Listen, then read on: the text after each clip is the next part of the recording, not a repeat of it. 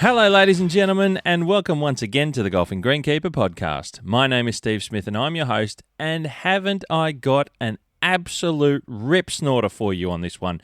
Ladies and gentlemen, it is once again another segment of the Design Brief coming up for you, and I have a fantastic guest coming in to join me. Ryan van der Veen of Ryan van der Veen Designs is one of the newest members of the Society of Australian Golf Course Architects. Ryan is not by birth an Australian, and in fact he has a wonderful CV that goes way back to working with one of golf course architecture's most famous names, and you'll hear that story come out. Ryan, he's got so many great stories and anecdotes to talk about, and his career path is fantastic. He's been to some wonderful places around the world, and indeed, now being a member of the Society of Australian Golf Course Architects in his own right, is now designing in some wonderful parts of Australia.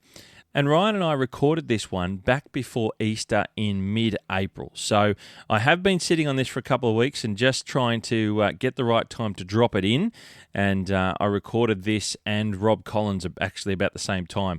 So I had Rob Collins to come out. Now I've got Ryan van der Veen to come out. Ladies and gentlemen, this is a segment of the podcast where I get to talk with different golf course architects on the topic of golf course architecture. Sometimes there'll be interviews about their career, what they do, where they're working. Other times it will be discussions about different topics and things around in the golf course architecture space. So I hope to bring more of that to you over the coming months. I'm looking to expand this much more and bring so much more to you in the field of golf course architecture. Certainly an Australian-based flavour, and that's really what this is all about. So it's time to get stuck into it, ladies and gentlemen. You better strap yourselves in because this is one hell of a ride and a story that you really do want to hear, and I'm sure it's one you don't even know about. This is episode number 121.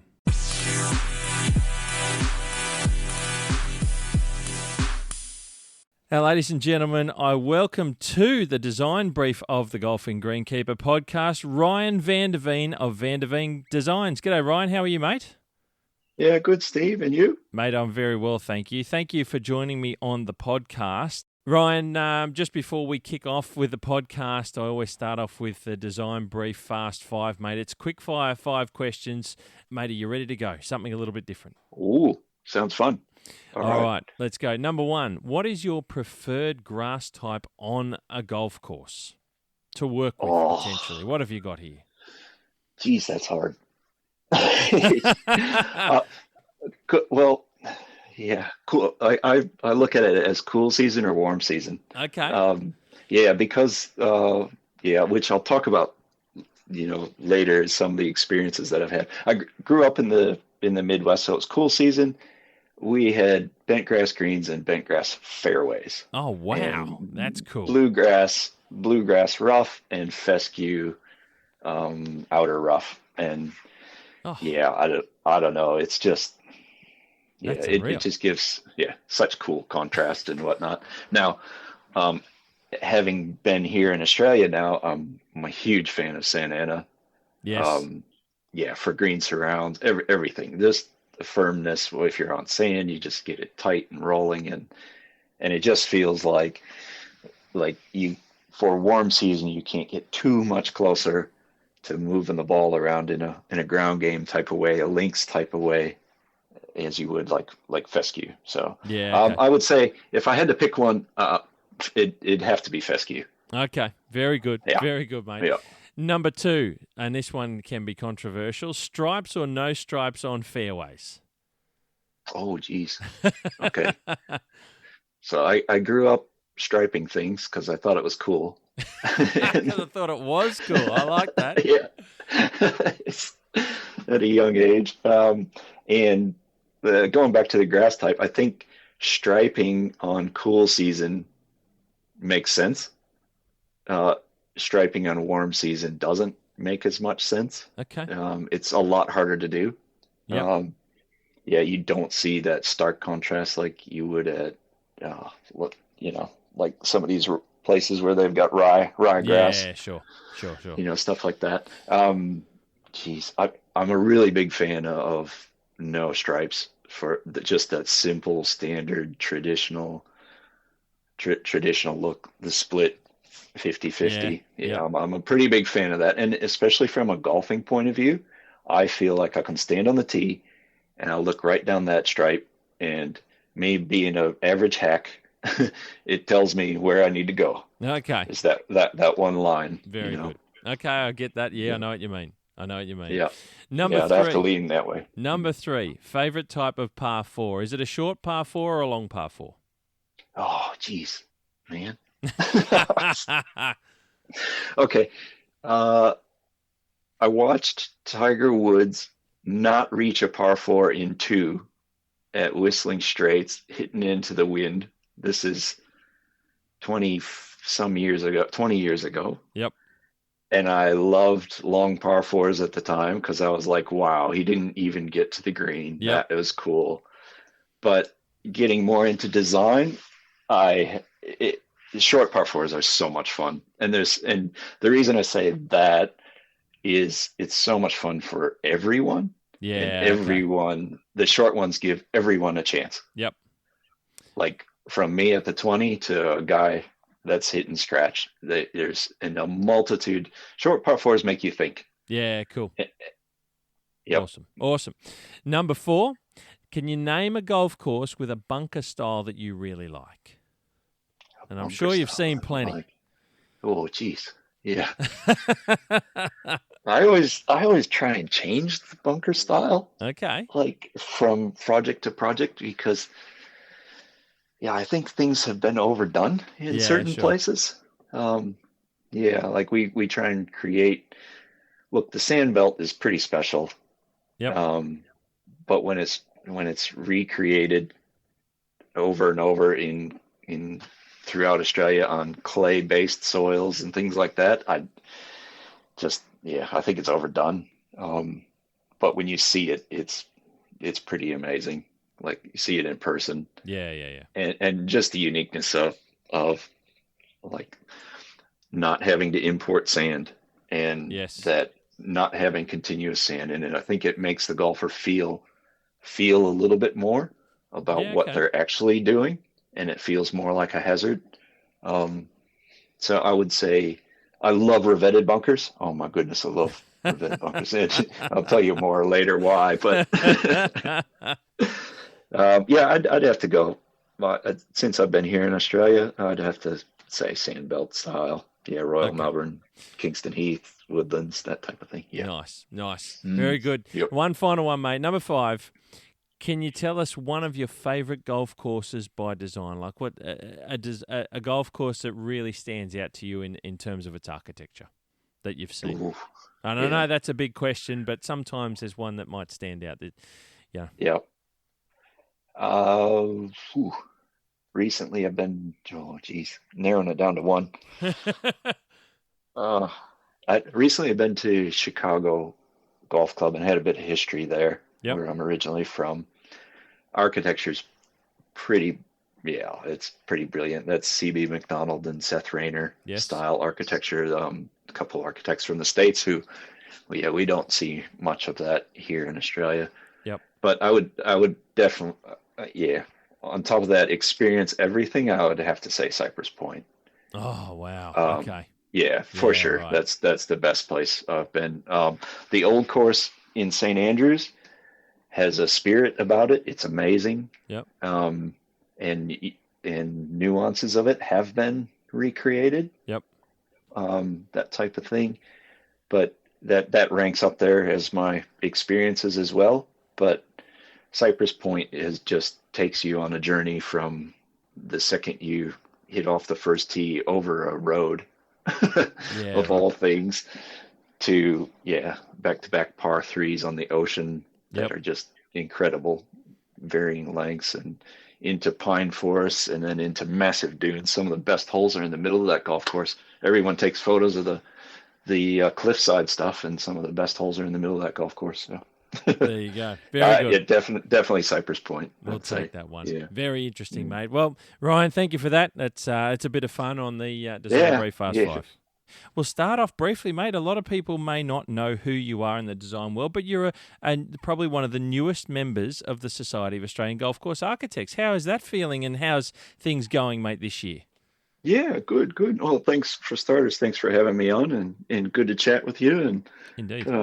catch up again, once again, as Yes. we recently did in Adelaide. And Yep, mate. yep, I look forward to talking about that stuff too.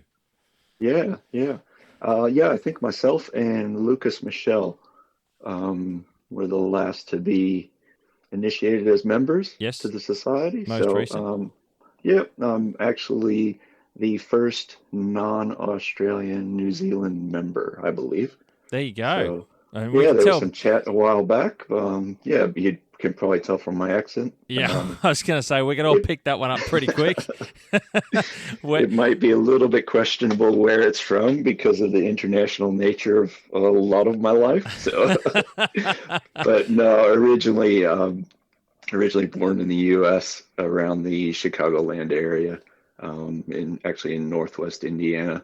I spent most of my early years in life, and yeah, And that's up the yeah, that northern was parts of the USA, is that right? yeah, Chicago? the Great Lakes, yeah, on the south end of Lake Michigan there. So Okay. they they call it the Midwest, but it's not really west. It's still east of the Mississippi. So Yeah, yeah, okay. never quite figured out why they called it the Midwest, but anyway. Very good. Very good, mate. Well, that's good. And, Yeah. and maybe that leads us to, mate, learning a little bit about your career, how you got into. I love to learn and understand from, whether it be greenkeepers that I talk about, superintendents, but also the architects. This is the design brief. So if you don't mind, mate, could you tell us a little bit about how you got into where you are today in architecture, but how did you get into that space? What does it do from you coming from the US? How did you work your way into becoming ultimately a golf course architect, mate? Can you please let us know?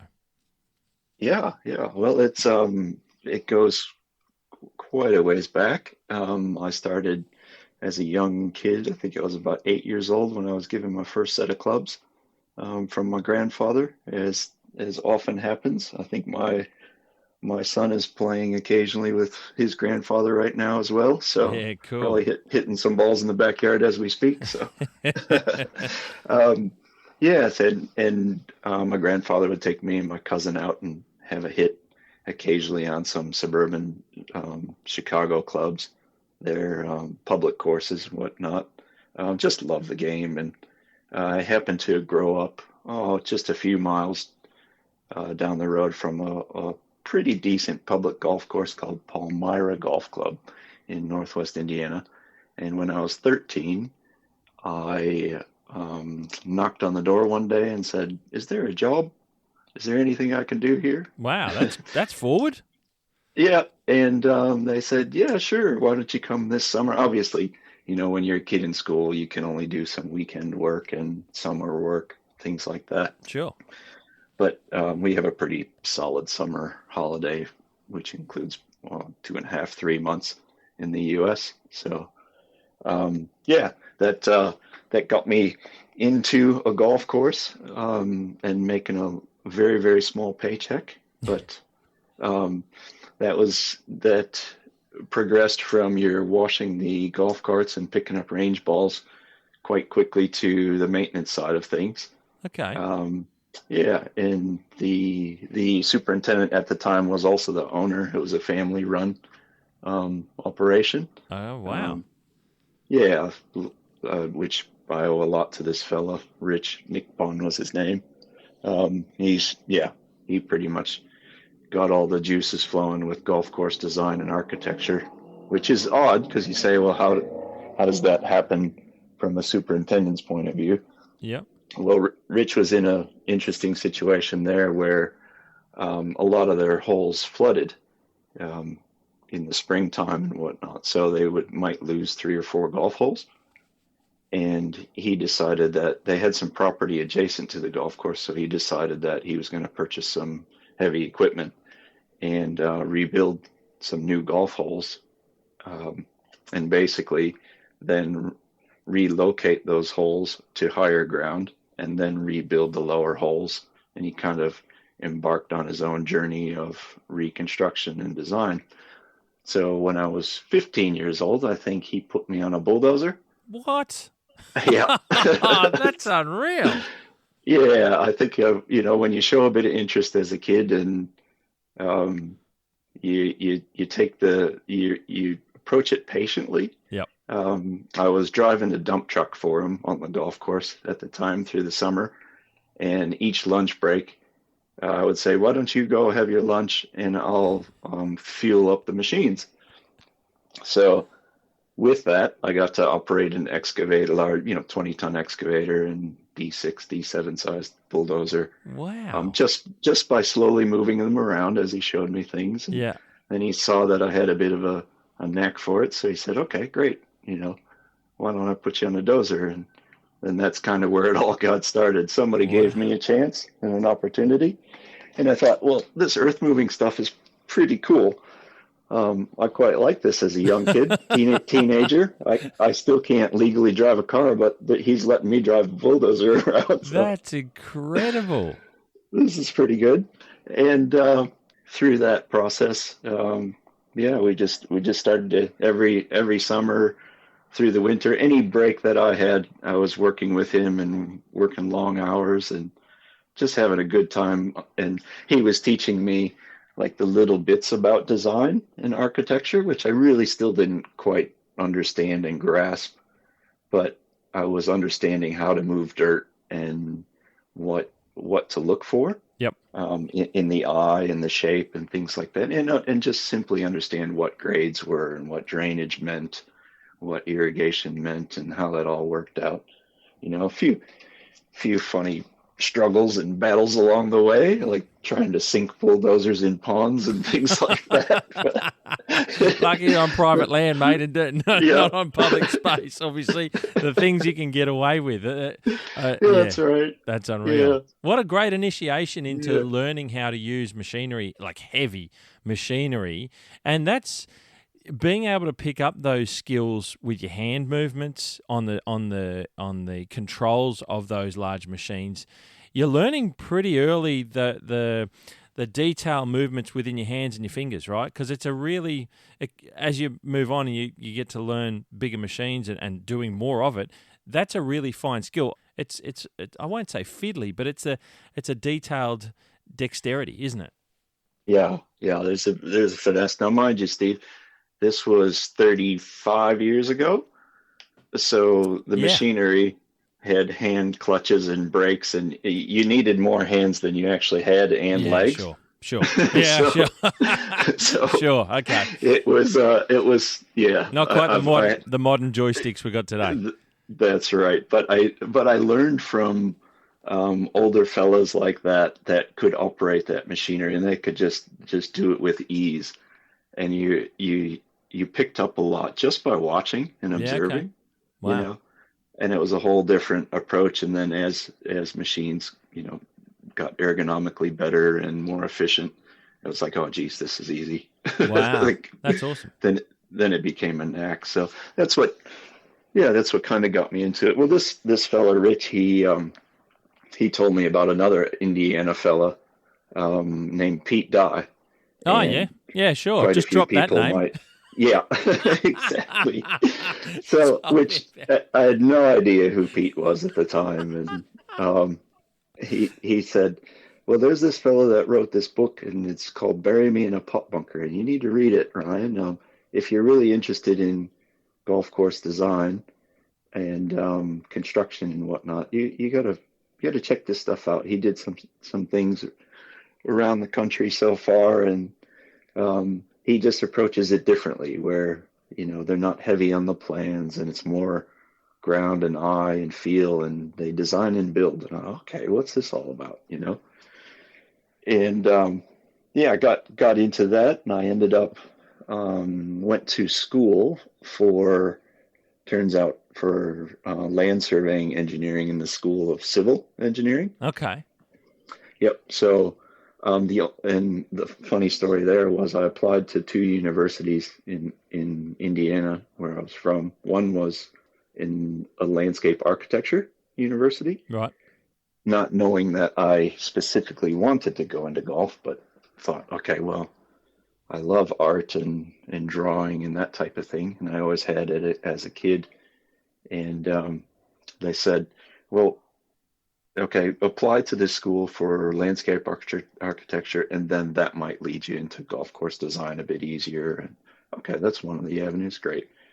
And I applied to another school, Purdue University, for civil engineering, and I actually applied late, and I think they were almost full, and somehow I didn't get accepted to the landscape architecture school, but I got accepted to the civil engineering school. Right.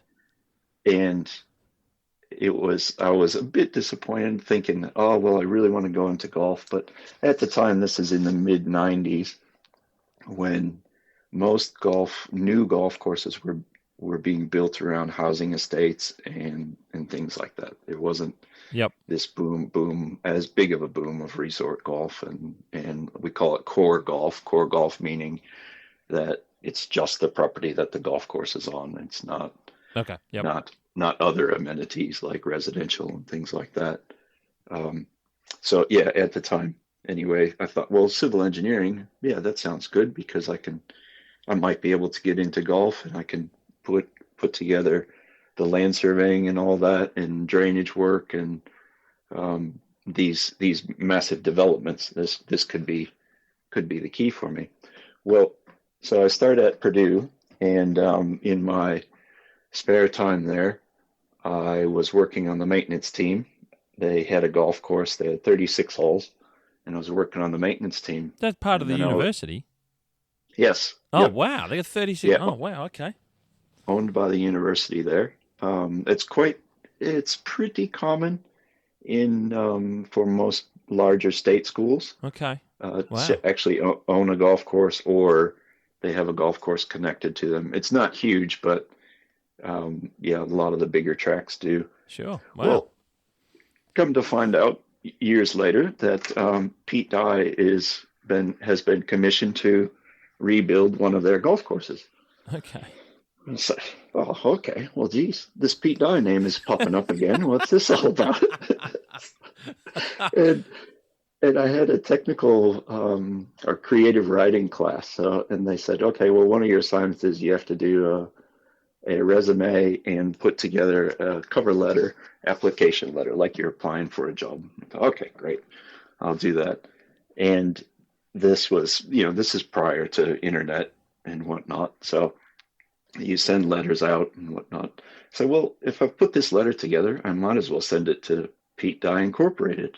Sure. So I don't know who or where or what this is, but it's somewhere in Indianapolis or Carmel, Indiana, it was called. And I didn't hear anything back. Thought, okay, well, that's fine. That just went into the ether. No big deal. Maybe I'll investigate a little bit more about what's happening with this golf course here at Purdue. And yeah, this has turned into a long story. Sorry, Steve. Don't apologize, mate. The beauty of long-form podcasts. And so one evening, I'm at the university, and I said, okay, in my dorm room, I'm going to try and ring up Pete Dye Incorporated. This was like at 4:30 in the afternoon, and see if they received my letter and whatnot. And I ring up, and there's an elderly lady. She answers the phone and says, hello. I said, oh, yeah, this is Ryan Veen from Purdue University. I had sent a letter through. I'm looking to speak with Mr. Dye if possible. And she says, oh, yeah, hold on one second. And I hear this TV in the background, and it's Wheel of Fortune is playing, right? So, and I hear, Pete!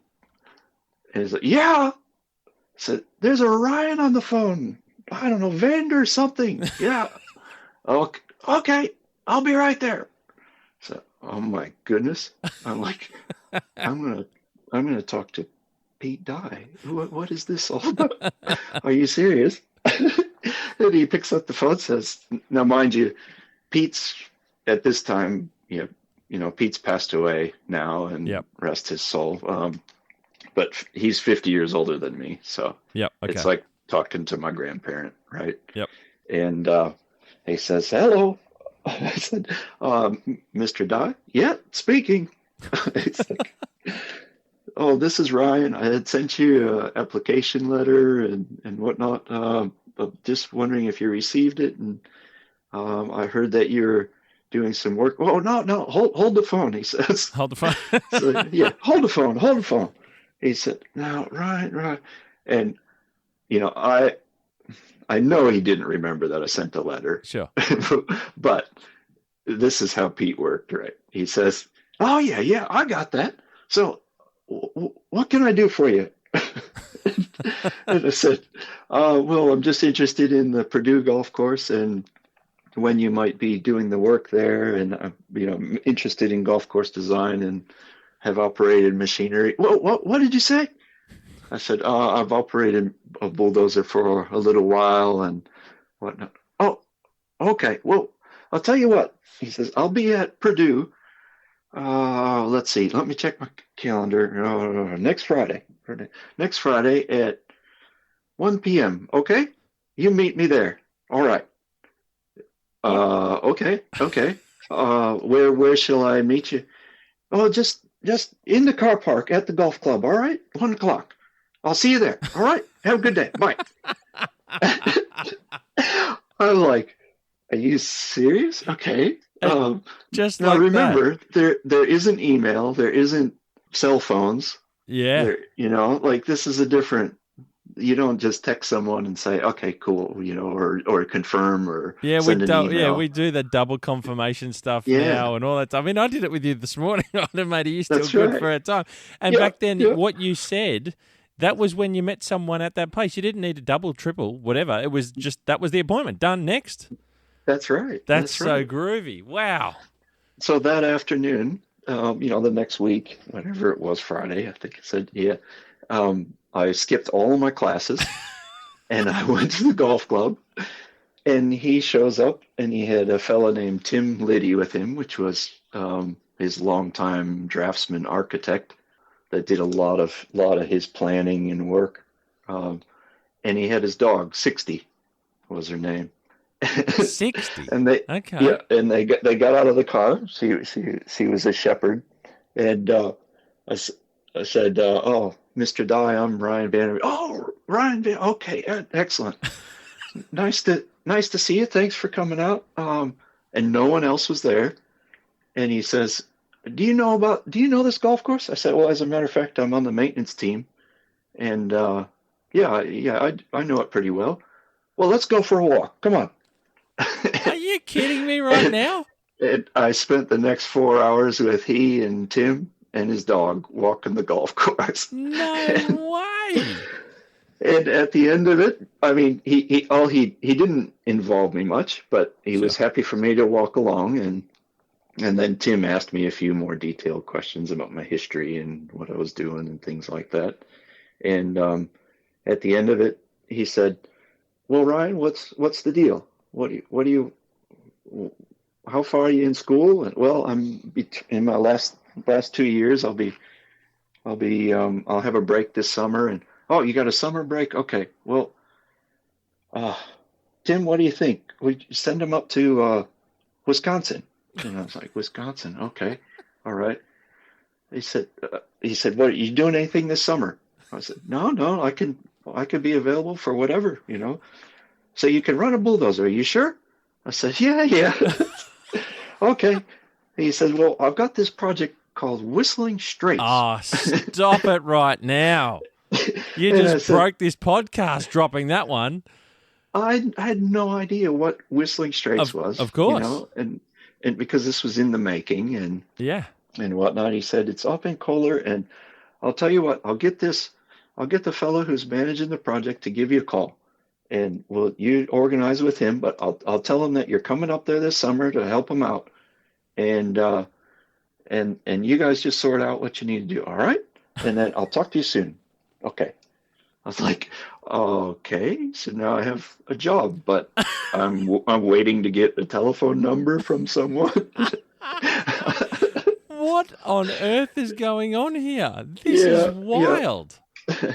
So that was my solid intro into Far out. into golf course design. And yeah, just being, like being in the right place at the right time, just absolutely blessed. And to have the early days of that experience and whatnot. I wasn't coming into Pete's group as like an intern.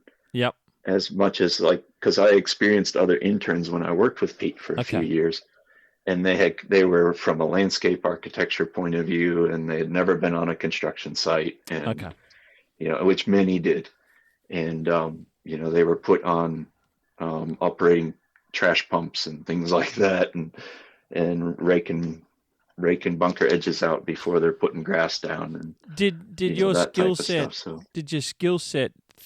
Like looking back at it now, I mean, what a story! That's so cool. I can't believe you. Not only did you met Pete Dye, you're working with him and then get sent to Whistling Straits. But your skill set, that knowing how to use machines and obviously use them well, being on the maintenance team, all that sort of stuff. Did that give you like a real, I suppose, head start on what Pete could do with you without sounding silly?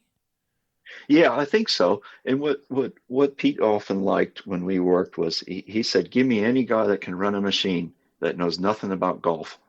Yeah. Okay. Wow. He almost preferred that. Yep. Well, then you don't have any preconceived notions about stuff, and he's able to, I suppose, impress on you what his ideas are and the way that his mind works. I get a little bit of that in the turf maintenance side of things. You want someone who's keen, who's ready to learn, but hasn't had their brain filled with all sorts of different things. That's it. Yeah, and just being teachable, right? Yeah, being open-minded. I was just trying to be an absolute sponge at a place like Whistling Straits, and then here I come back to university for my final year, and what happens typically is there's a lot of job fairs and things at universities in the States, and all your classmates are say we're going into we're all engineers and we're going to go to BHP or something like that to interview, and the 20 of us are going in, and I never went to any of these interviews. I never had an interview actually, right? Because Pete said after that, well, when you finish with university, let me know, you come build golf courses with me. No way. So he'd offered you a job full time? Yeah, after Whistling Straits. Yeah. So then that basically led into rebuilding Purdue's golf course, which was my alma mater, right? So wow. Yeah. That's so unreal. that was great. And then when it came to like Whistling Straits was just a whole, it just blew my mind. We could probably do a whole podcast on that alone, I'm sure. But it's just being part of that taught me so many different things, like how to move earth efficiently, because there was so much happening, and how to create just like the place was, maybe people aren't familiar with it, but it had a recent Ryder Cup, had 3 PGA championships. Yep. And all you got to do is Google it, and you can see that it looks nothing like a flat paddock, which it was. It had a runway on it. Because it was an old, wasn't it an old airfield or something? Yeah. Yep. I've done a lot of reading up and because you're seeing it on TV here in Australia. It's like, wow, Whistling Straits, and there'll be links in the show notes. So people who aren't familiar with these sorts of courses that we can talk about, mate, I'll put links up there so they can go and have a look. But it's one of the very well-known golf courses in the US that's probably well-known outside the US, I think is the right way of saying it, being a Dye design. And is it on the banks of Lake Michigan? That's it. Yep. Yeah. Yep. Okay. Got it. Yeah, that's correct. And wild terrain, but all very manufactured, right? So you guys were out complete. Yeah. Out there with machines pushing stuff around, like you say, being efficient. Was it done in a short time frame? Is that something I can ask? I don't know. Yeah, I wasn't part from start to finish. Okay. I was part of a bulk in the middle when a lot of the shaping was happening. Okay. So the time that I spent there was like a critical time in the finish shape and whatnot, and the holes were getting grassed pretty quickly. But I believe it started in 95 or 96 and then opened in 98, I think it was. Okay. So yeah, so well, I mean, like some of the things was back to how to operate a machine. Yep. I'm seeing guys that have done this for 30 years that are, looking at me like, oh, who's this punk, And I'm just sitting back and just watching them and picking up on the little things and the efficiencies that they do, and just whoever wants to feed my brain, I'll take it. Yeah, sure. There's a lot of people that don't, that don't want to share things and don't want to talk about it, and you learn quickly. Okay, well Yeah. that's not who, and I learned, that's who I want to be for people like today, right? Yep. For young greenkeepers and things like that. I want to be that guy that when they question or ask, if they show initiative, it's a huge start. It's Yeah. like, fantastic, come along for the ride because this is going to be fun. You're going to love this, That's gold. Yeah. Yeah. That's unreal, mate. While we're talking about Whistling Straits, and I know we're going to talk about your career and your line of work, but it's a question that I've always wanted to ask somebody. Who knew, mate? I didn't even realize you're at Whistling Straits for this type of work. Yeah. There's something like, if anyone looks into it, there's probably an unofficial number of bunkers in inverted commas at Whistling Straits, and that's been bandied around the 1,300 number of different types. Some people say 1,200, some people say it's 900, some people say it's more. There's a lot, right? It's over 1,000 or so is a rough form. Yep. How were those types of things, I suppose, created? Was it like with the idea of having so many, or were you there during that time, or not really? Great question. Yeah. No, that's what makes it pretty unique, and I'll tell you a little bit more about part of my history when we roll into international work. But when I was there, we were basically the whole place is clay and topsoil, and not far from there, there's a place called Sand Valley and a couple other golf courses that are the glacial moraines, they call them, came and deposited sand across basically that whole belt of the U.S. So they came down north from Canada. So you'll see open fields of just real soft rolling hills, and it's all pure sand. So that's right. That's this area, yep. Yeah, but this area was just south of that, so it was all dead clay. Okay. So what we did was we had to shape everything, every nook and cranny and little bump and hollow, and then put drainage in every hollow.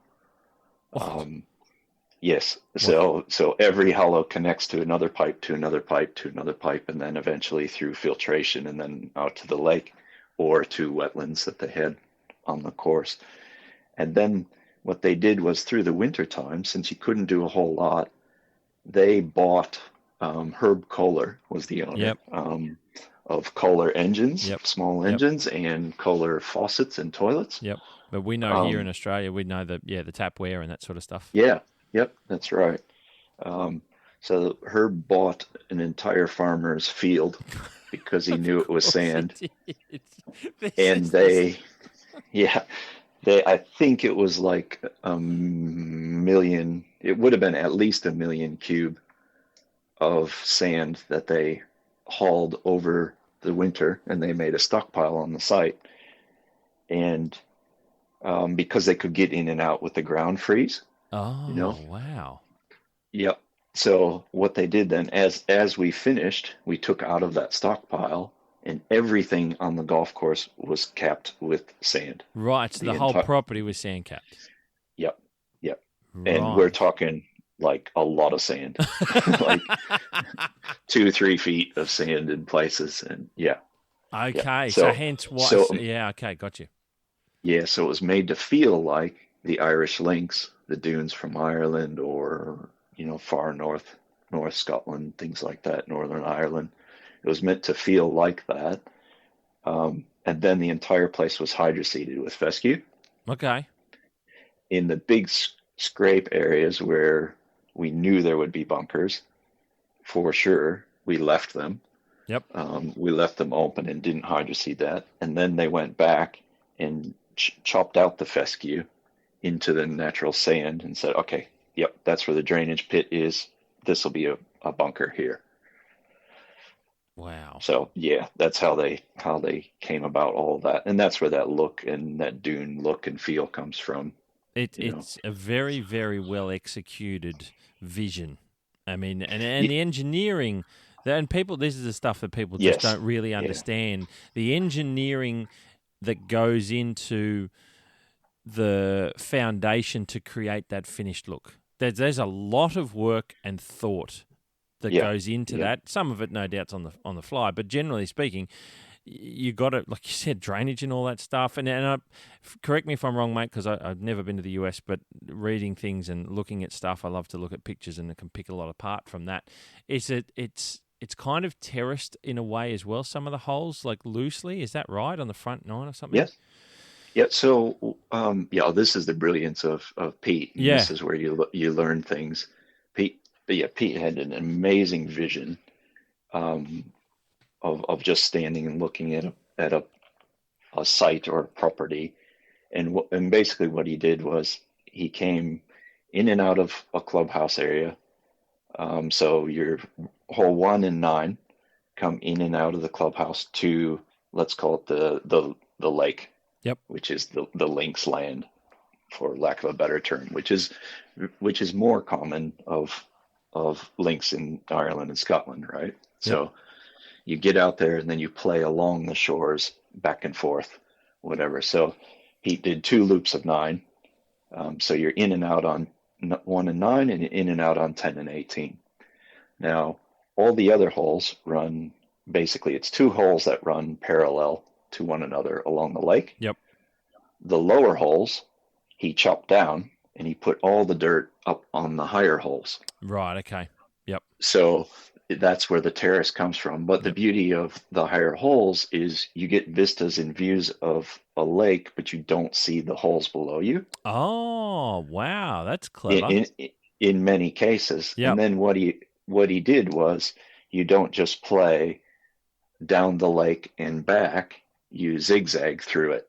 Right. So you're playing high on a higher hole or 2, and then you drop down to a lower hole along the lake, and you crisscross over holes, but you don't even really feel it. Right. Okay. Yep. And that's the brilliance of a place like Whistling Straits. Now, I believe they won't build another one like that today, because people are finding better and better sites, like your Bandon Dunes, yep. your Cape Wickham's, your Barnbougles, things like that. Yep. That all came later. We have the ability to find sand sites now and develop them remotely. So why put all that money into creating something? And it probably takes a Herb Kohler to have that amount of money to create something like that, right? Exactly. Yeah. Very interesting. That was his 3rd golf course in the resort. Because Black Wolf, is it Black Wolf? Or? Yep. Yeah, Black Wolf Run. Yep. Has 2, and then Whistling Straits has 2, the Straits course and the Irish course. Yeah, wow. Incredible. So, I mean, what a project to be involved with, looking back, no doubt. Yeah, what I was saying, what went on from there, like Whistling Straits was just a short time, but then at a place like Purdue University, Pete lived only an hour and a half away. So I was the lead shaper on the Purdue University project, and I got that one-on-one interaction with Pete a lot more often. Wow.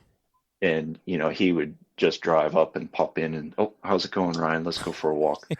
and no, get off the tractor or go grab the level and let's shoot grades on this green. Let's check the grades and the percentages on this green. And here's why. I spent hours and hours with the man. I was looking through the dumpy level because we didn't have a laser at the time. Old school. Yeah, nice. Yep. And he would hold the rod, the staff. The staff, yep. And I would shout numbers to him, yes. And he'd say, okay.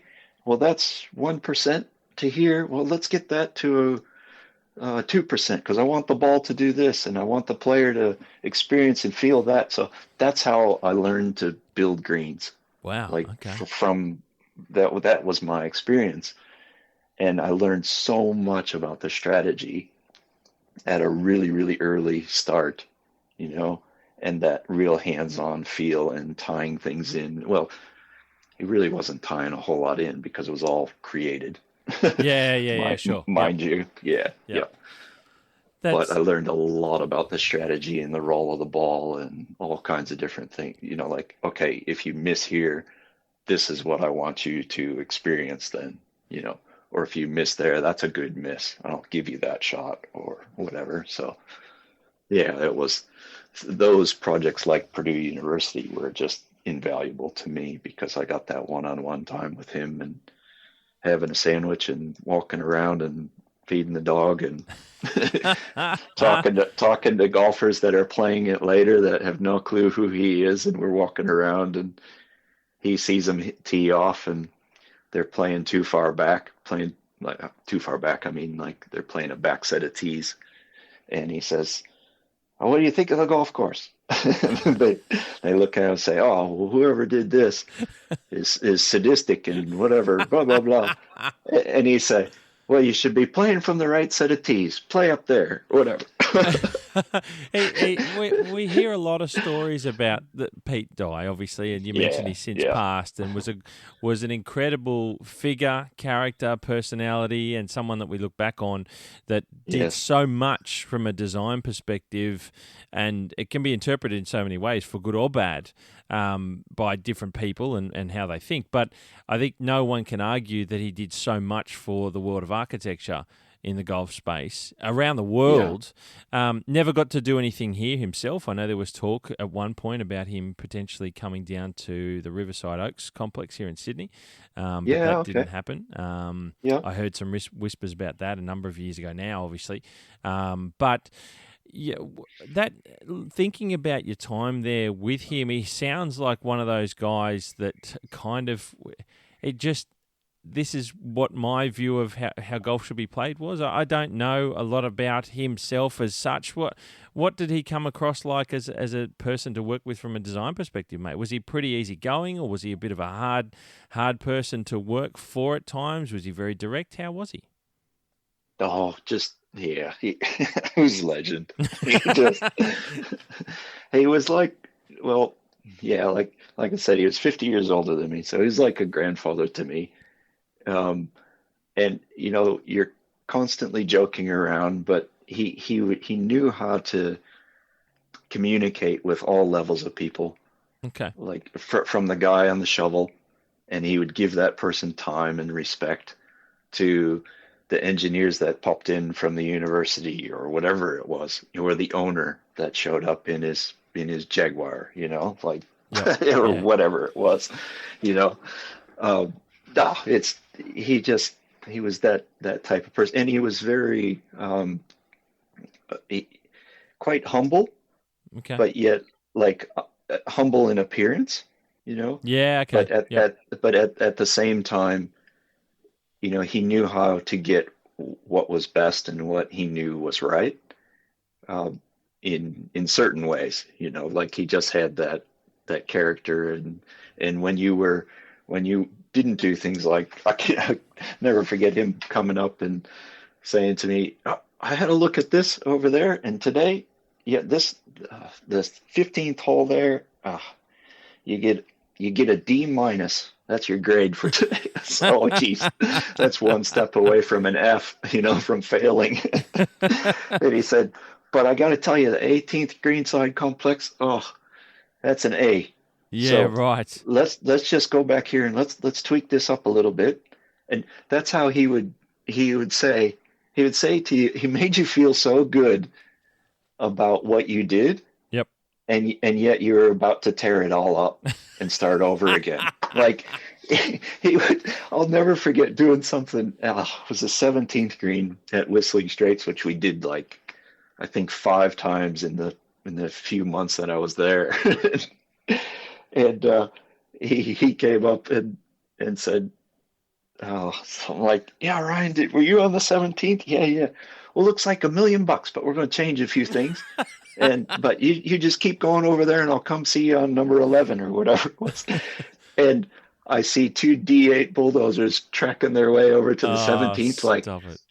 change a few things. That's not changing a few. That's so it was like a complete blow up. But he made you feel like you did a great job. We're just gonna tweak a few little things. So you take that into how, I guess, how you work with people as well. And his humility was down to, he was a storyteller with all of his experiences and things like that. He said his son, he used to, oh man, we're getting sidetracked. Pete Dye stories. No, So all good. I'm 6'6", and he was 5'8", maybe Okay. 5'9" at best. Right. So we would stand there in a fairway, and I think I had a constant hole in the sleeve of my polo shirt that I wore. Yep. Because he would grab my sleeve and pull me down to his level, and he'd say, "Get down here, look at this."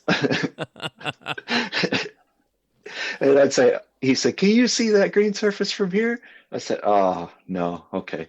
Well, you got to raise it up a foot so I can see it." Or we'd stand in a greenside bunker and he'd say, "Can you see that green surface?" And I said, "No, I can't, Pete." And he said, "Well, that's good. Then nobody can." Oh, awesome. Move on. Oh, very good, mate. Fond memories. Fond memories. Yeah. Very, very blessed to be part of his team, and he was a father figure to many and had made a difference to many people like Doak and Hans and Mike DeVries, people like that. Jim Wagner. They just spent even a short bit of time with him. Yep. Yep. And you're one of those too, mate. There you go. Yeah. Unreal. There's so many golf courses of Pete Dye style. I mean, French Lick also jumps into my head as well. Yeah. With the volcano style bunkers and all sorts of. They're just. There's some. Anyway, we could talk, mate. That's like I said, another podcast. But this isn't about Pete Dye, mate. This is about so Ryan. On to that one. Let's keep moving. So on to that, I went down to a place called Barefoot Resort in North Myrtle Beach, South Carolina, and at the time, they in fact just yesterday they had their 25th anniversary of opening the place. Okay. And this resort at the time was pretty unconventional for the U.S. The owner decided to build 4 new golf courses at the same time. Oh, wow. And I went there with Pete Dye, and the other 3 golf courses were architects Davis Love III, yep, Tom Fazio, yep, and Greg Norman. Okay. Yeah. So we finished ours up first, and Pete was ready to move me to another place for a few months, and I was talking to the owner of the project, and they basically purchased a fair bit of heavy equipment and earthworks, and they had a lot of civil works to do in their development. They had 2,500 acres, I think it was, of land, and it was all housing and golf, and this massive complex in South Carolina. And they said, well, we might have a job for you here if you want to stay local, because I just wasn't sure about moving with Pete from project to project around the States, and I thought, oh well, now's the time to settle. And at that age, and it wasn't too sure. How old were you around that time? For me, I think 25. Okay, so mid-20s. 24, 25. Yep. Yeah, 25. And I spoke to Pete about it first, and I said, what do you think, Pete? They're asking. He said, oh, you've got that civil engineering degree, and they can use your help and help them finish up these 3 other golf courses, and then there's so much to do here, and you can use that degree and can do all this work, and that's great. You go for it, and if it doesn't work, you know where you can come. Oh, geez, Wow. And to have that as a young person, and to know that, okay, you're approaching someone about leaving, and his approach is, his approach was to find the best, or he knew my history, having gotten my degree from Purdue and whatnot. And he said, oh, he saw the positive in that, and he was never going to hold anyone back. And, to have that freedom for someone, or that trust for someone to say, well, if it doesn't work, you got a job with us. Yeah. Yeah, that's huge. That's a game changer for you, to make more, I don't know how you say it, more braver steps, right? Yeah, totally. In your career. And, looking back at it, everything happens for a reason. But looking back at it, sometimes I keep in touch with some of the guys that were still working for Pete 20 years later. And I'm like, man, I wish I just stuck with him, because it was so much fun. But it was hard. It was hard work. We did 70, 80-hour weeks, and, it was nonstop. So yeah, right. You just kept going. Well, so that put me on to this resort developer. And then in the process, I met Davis and Mark Love and the Fazio crew. I can't remember who's leading it for him. And then the Norman group. Yep. And in chatting with the Norman guys, helping them finish up a couple holes along a waterway that they had, they said, oh, yeah, well, we're doing some work internationally. Would you be interested in doing some shaping for us internationally? And I thought, oh, wait, hold on. Wow. Did I just get a job offer from Greg Norman Company? Like, wait a second. Wow, wait. And international? What are you talking about? Where? What is this? Yeah, what's like? international? How far are we talking? Yeah. So then they had a project in Spain that was coming up. And, okay. Yeah, and I said, okay, well, we got this one in Spain. We don't know when it's actually going to start. We got some permitting issues, but I'd love to have you there. It's 45 holes of golf, and we're going to have a couple construction teams and a couple shapers there on our behalf and whatnot. If you're interested, be great. Get you there. You work for Pete. You're fine. We don't need to ask you any more questions. That was it. There's a good resume. You work for Pete. We're good. So, yeah. So it was like, wow, okay. And then I think it was a day later, I was working with Mark Love, Davis's brother, and helping them finish up the 18th hole. And Mark said, well, what are you doing when you're finished here? Why don't you come work with us? I thought, wait, hold on. I still haven't had a job interview. So, the stars aligned, and you just get in the right positions at the right time. So I chased the Norman thing, and yeah. I mean, all of that. No, I was just going to say, all of that's a reflection on your work, right? That shows what you do and how skilled you are at what you do on the machines. And that they don't need to have an interview. They just go, yeah, we've seen what he does, and yes, he's been with Pete Dye, so tick, no worries. Do you want to come and join us here or over there or whatever? I mean, that's a reflection on how good you are at what you do, that's incredible, mate. That's unreal to hear. Yeah, well, yeah, thanks. It's interesting to look back at it. You don't often get to. You kind of focus on what's ahead and just recent stuff, but it is interesting to look back, and I'm very, very thankful for certain people like Pete and the original Rich Nickpon in my life that gave me up the opportunity. So it's like, well, anytime you can give someone else an opportunity like that, it's worth it. If they show the initiative, then open the doors for them and get them going. For sure. Yeah. So I ended up, so I signed on with Norman, and long story short, Spain wasn't ready, and I got a phone call that said, do you want to go to Ireland? And wow. I said, okay, sure. When? I said, next week. And I said, oh no, I need 2 weeks to finish this job and close up my house and things like that. And oh, well, I don't know if we can give you 2 weeks. And finally they did, we agreed. And I went to the west coast of Ireland and landed in a place called Doonbeg, which is now Trump International, I think. Yeah, Trump. I've heard. I remember the name Doonbeg. Yeah. Okay. Yep. yeah, so I went there as a shaper, part of the team, and yeah, it was just that opened up a whole new world of links golf for me. And the funny part was, I landed there, and then within 2 days, happened to be working with an ex-shaper from Pete Dye as well, Wow. Hector, a fellow from Mexico, and we didn't get along the best. He was, yeah, he wasn't too sure about me, and I wasn't too sure about him at Whistling Straits, I think. Yep. Yep.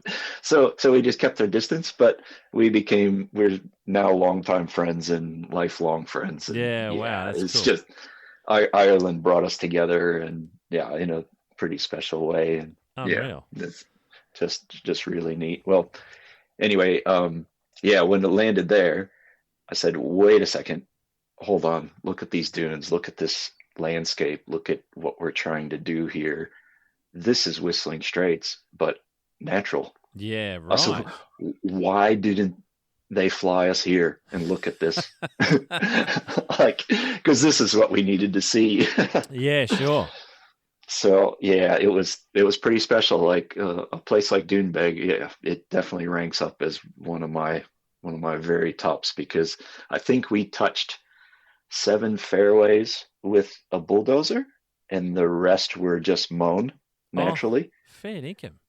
Yeah, and we built green surfaces, like softened green surfaces and tees. So we had a very small bulldozer, um, a few excavators, and just really small stuff. And it was just a whole different way. I learned about how to revet bunkers, Okay. Yep. um, and all that there. Spent a lot of time with the locals doing that, and the artistry in that, and strategy and revetting Yeah. Cool. and bunkering and stuff. And then with that experience, I mean, just to the north, an hour north of Doonbeg is a place called Lahinch Golf Club, Yep.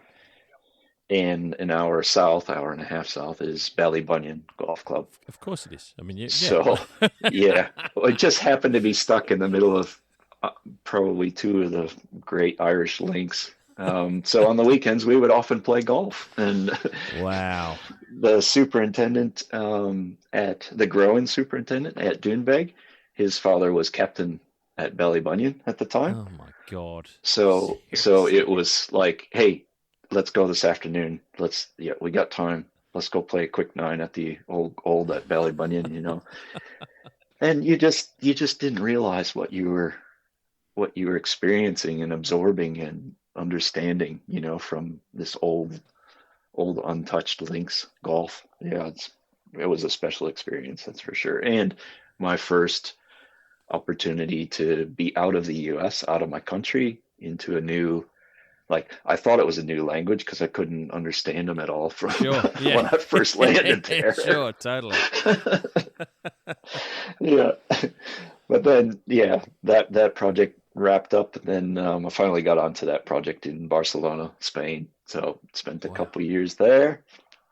Um, and then after wrapped up there, I went to a place called Anguilla, which was the British West Indies. Okay. Yep. Yeah, so the Caribbean. And that was, yeah, this is all with Norman, and that's where I transitioned from shaping. I was shaping, project managing, and then slowly transitioned into like design rep on site type thing. Okay. Righto. So that's where the architecture started to kick in, and they acknowledged Norman design, and started to acknowledge, oh, okay, well, hold on, yeah, this guy can make design decisions for us on the ground, and we can trust him internationally where we don't have to be there Yep. and whatnot. Yeah, and then yeah, through that it was, yeah, spent time in the Bahamas. Same thing, project managing, not shaping, but then leading the design, which was probably, I think that was 2006, Okay. 5, 6, somewhere around there. Yeah. So now you're starting to lead more of the design parts of Yes. things rather than being on the machine shaping the stuff, and Yep. still with a Yep. normal group. There's a lot of projects here that you're moving through. Yeah. Yep. Then, yeah, then I picked up after I wrapped up the Bahamas, like in that process, I was leading a design project in Grand Cayman at the same time, the Ritz-Carlton. So I would just fly back and forth and just check in on the design, how the progress was going, and then update head office. Now, head office was in Florida, so I basically worked out of Norman Design Group in Florida. They also had an office here in Australia, Yep. in Sydney at that time, but we really were two separate entities. Right. So Okay. Okay. the Australian office covered Australia and Southeast Asia, Sort of pretty Asia much. Pacific. Yep. Yeah, and then we were covering the rest of the world Yeah. at that Right. time. Okay. Yeah. So then they asked me if I was interested in going to South Africa, and they had a few projects on the books, and then I went there basically solely as like a senior design associate and looking after 3 projects there that Wow. we had for 3 years. Unfortunately, the GFC hit Yeah. and only one of those 3 projects got completed. Yeah. Right. So, which those things happen when you have these economic crises and Yep. things like that, and chops and changes and whatnot. Yeah, they happen more often than you can believe. Yeah, that's right. Things we don't hear about, the general public Yes. don't hear about. If you're in the corporate world, you might, but outside that, it doesn't. It's just a project that was a rumor or a whisper somewhere, and then it never came through to fruition. Yeah. Now, one of those projects was actually completely irrigated, the entire thing, and 9 holes were grassed. Yeah, right. So that's how far along it was. Wow. you know, Okay. and it still didn't come through in the end. So Yeah. Okay. I know there's a couple of normal courses that I know of, even in Sydney or down south of Sydney near Wollongong's Huntley Heritage, that That's never it, yeah. ended up happening. It started, got grassed, and I don't know if you were there for that, but I've got a lot of history with that one. oh, there you go. Okay. Yeah. Well. Yeah. Multiple occasions, starting and stopping and starting and stopping. Well, the owners of that project, we had a meeting at Katoomba with them at the first ownership, I should say. Yeah. Back in 2011, maybe. Yeah. They met with us up at Katoomba. Whether they were going to be involved or I don't know to what extent, but I remember meeting with one of the part owners, and Chris was his name. Nice fella. Yeah. But, Yeah. Okay. there you go. Yep. Anyway, side story. Yeah. Small world. Side story, but that's how I knew that project. About that one, Yeah. but it never got off the ground. I remember Norman doing the big publicity stunts, flying in the chopper, getting into town, and doing the whole thing, and then it all just because it was Chinese backed, I think, as well at some point when it changed. Later. Later it was. Yeah. they tried to do a relaunch. I think I've flown into that place with Greg in chopper 3 times and 3 different owners. Yeah, right. There you go. Okay. Yeah. Fair enough. That was yeah. So, definitely. Yeah. so the GFC, you mentioned a downturn from South Africa. Where does things go from there? Yeah, so that affected the Greg Norman Company in Australia. Yep. And they ended up closing the office in Sydney. So I just got a random phone call while I was in South Africa, and I was pretty stagnant for a few months, and not sure, what was next. And they said, well, hey, we've made some changes amongst the business, and we've downscaled, and would you be interested in going to Australia?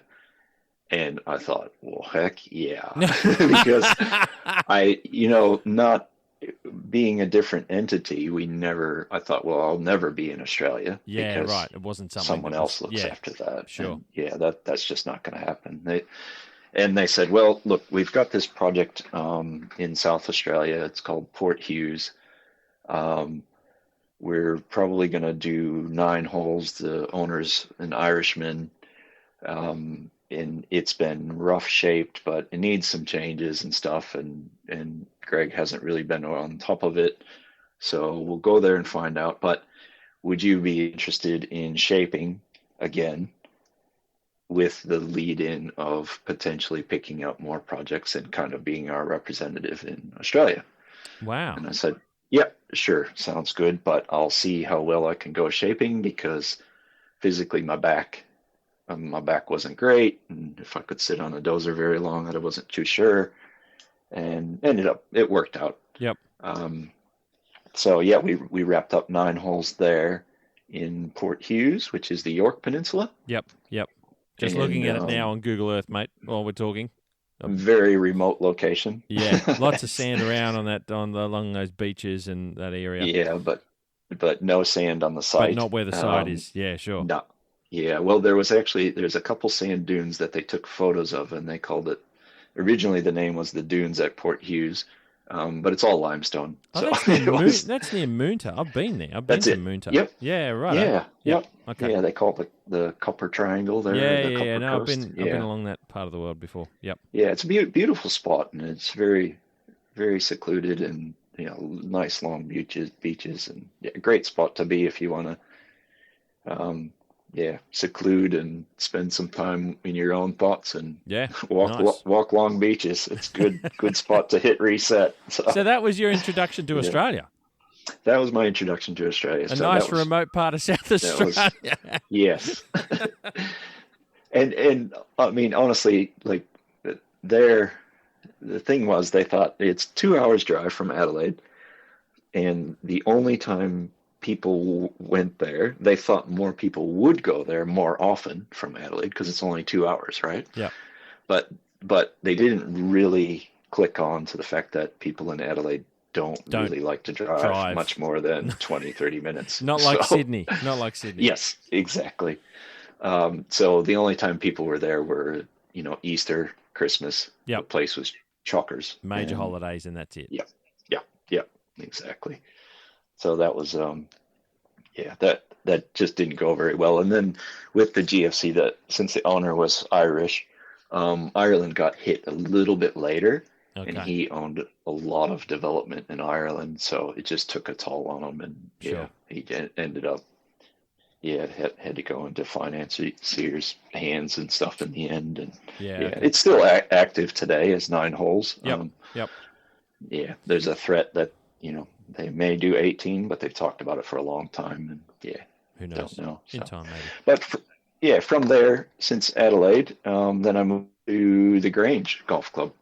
And yes, of course. Yep. So the timing was just right to, they just said, well, let's wait till we finish up Port Hughes here. Ryan will be available, and he can lead the design and shape and guide your team at the Grange on the East Course. Yep. So nice. Yeah, spent 14 months there with Richard James, now superintendent of Kooyonga. Yes. Richard's moved over to Kooyonga. Yep. Yeah, and Rowan Damon, who's now currently super, as you know. Lots of people on the podcast know Rowan now. Yes, indeed. Yeah, he's a regular. He's been a regular. Great bloke, Rowan. Rowan was 2IC at the time of the East Course. And then I brought in one shaper with me from the States. Okay. At the time. Right. So, and then we pretty much 14 months, I think it was, from start to finish, that we basically rebuilt the entire East Course. Wow. And that's essentially you were lead designer? Yes, and pretty much every bunker was shaped by me out there. Okay. Yeah, right. Lead design. I collaborated with a guy that was in our design office. He was doing stuff in the States, Matt Dusenberry. He's now an architect, Dusenberry Designs, in the U.S. on his own. He and I collaborated a little bit on concepts and ideas and thoughts, and it was good fun. Wow! So heaps of fun. What we see on the ground there for Liv for the 9 holes that they play of the East Course is your work of the 18-hole East Course. Fantastic! Yeah. That's great. Yep. It's really impressive site, the Grange. Yeah. I mean. Yeah, and the East Course was it needed a lot of help at the time. It's definitely the weaker side as far as property contours, things like that. Yep. So it was challenging to put something together that was semi-unique. The process was really good with the club. In fact, in the very, very early stages, you would have noticed when you were there that the bunkers on the East Course don't match the bunker style and concept on the West Course. No, quite different. Some people might not pick that up, but yeah, they're still a sandbelt style. They're just quite a bit different. Yeah. And the beauty was the committee created a very small working group. Okay. And prior to starting construction, the general manager, Barry Linke, who was a longtime manager there, and Richard, myself, and the captain at the time, we all took a trip to Melbourne. Okay. And we just researched all the sandbelt clubs, visited them all, and we said, okay. Then from that, I came back with a bunker style concept and said, okay, guys, how does this work from a maintenance point of view? How does this work from a playability point of view? How does this work from access for maybe your older members? And that's where we developed that concept, be able to get in and out. Richard was happy with trying to eventually, at the start, we grew cooch on those lips. Yes. Like vertically on those lips. Ah, okay. Yeah, right. It folds into the bunker essentially. Yeah, the really higher lips, because the sand is slightly different. Although it's the Adelaide sand belt. Yeah. The sand is slightly different than it is from your darker, more angular stuff in Melbourne that holds up a little bit stronger. Yeah, stacks up a little bit better. Yeah. Yeah, yep. So, yeah, we ended up growing the faces in, and then eventually Richard started to chop them back.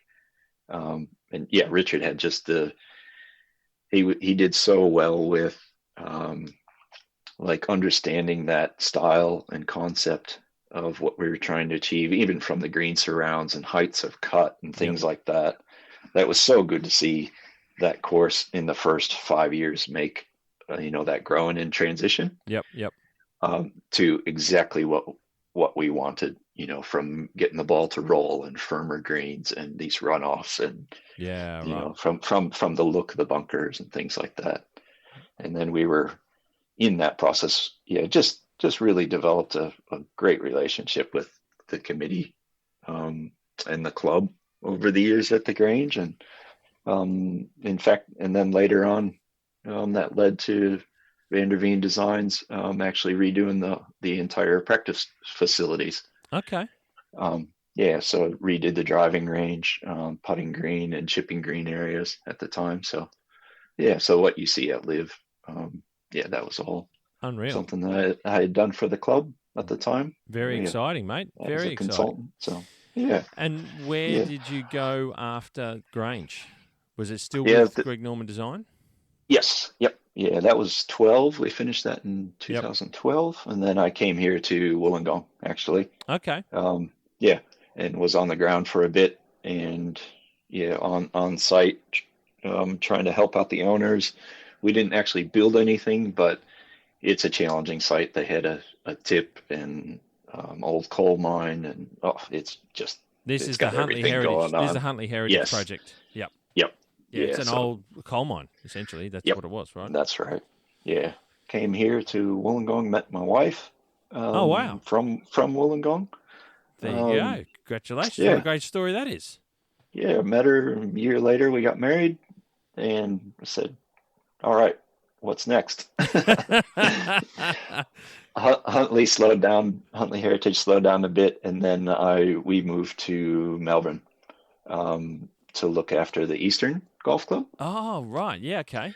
So, that relocation was happening at the time, and it was it's 27 holes there with a 9-hole short course as well. Yep. So, yeah. So I was lead designer on that project. Sensational. That's in the Upper Yarra Valley, I think. Is that right? Yep. Yeah, that's right. Yep. Out of Melbourne to the northeast. Right near Yarra Glen. So that was all greenfield site. So it was all completely new, no housing, but a lot of earthworks. Mick Mons, who a lot of people would know, worked on that project. In fact, that's kind of been the beauty of my time with Norman is like at Port Hughes, I worked with Program Turnpoint. Okay. Yep.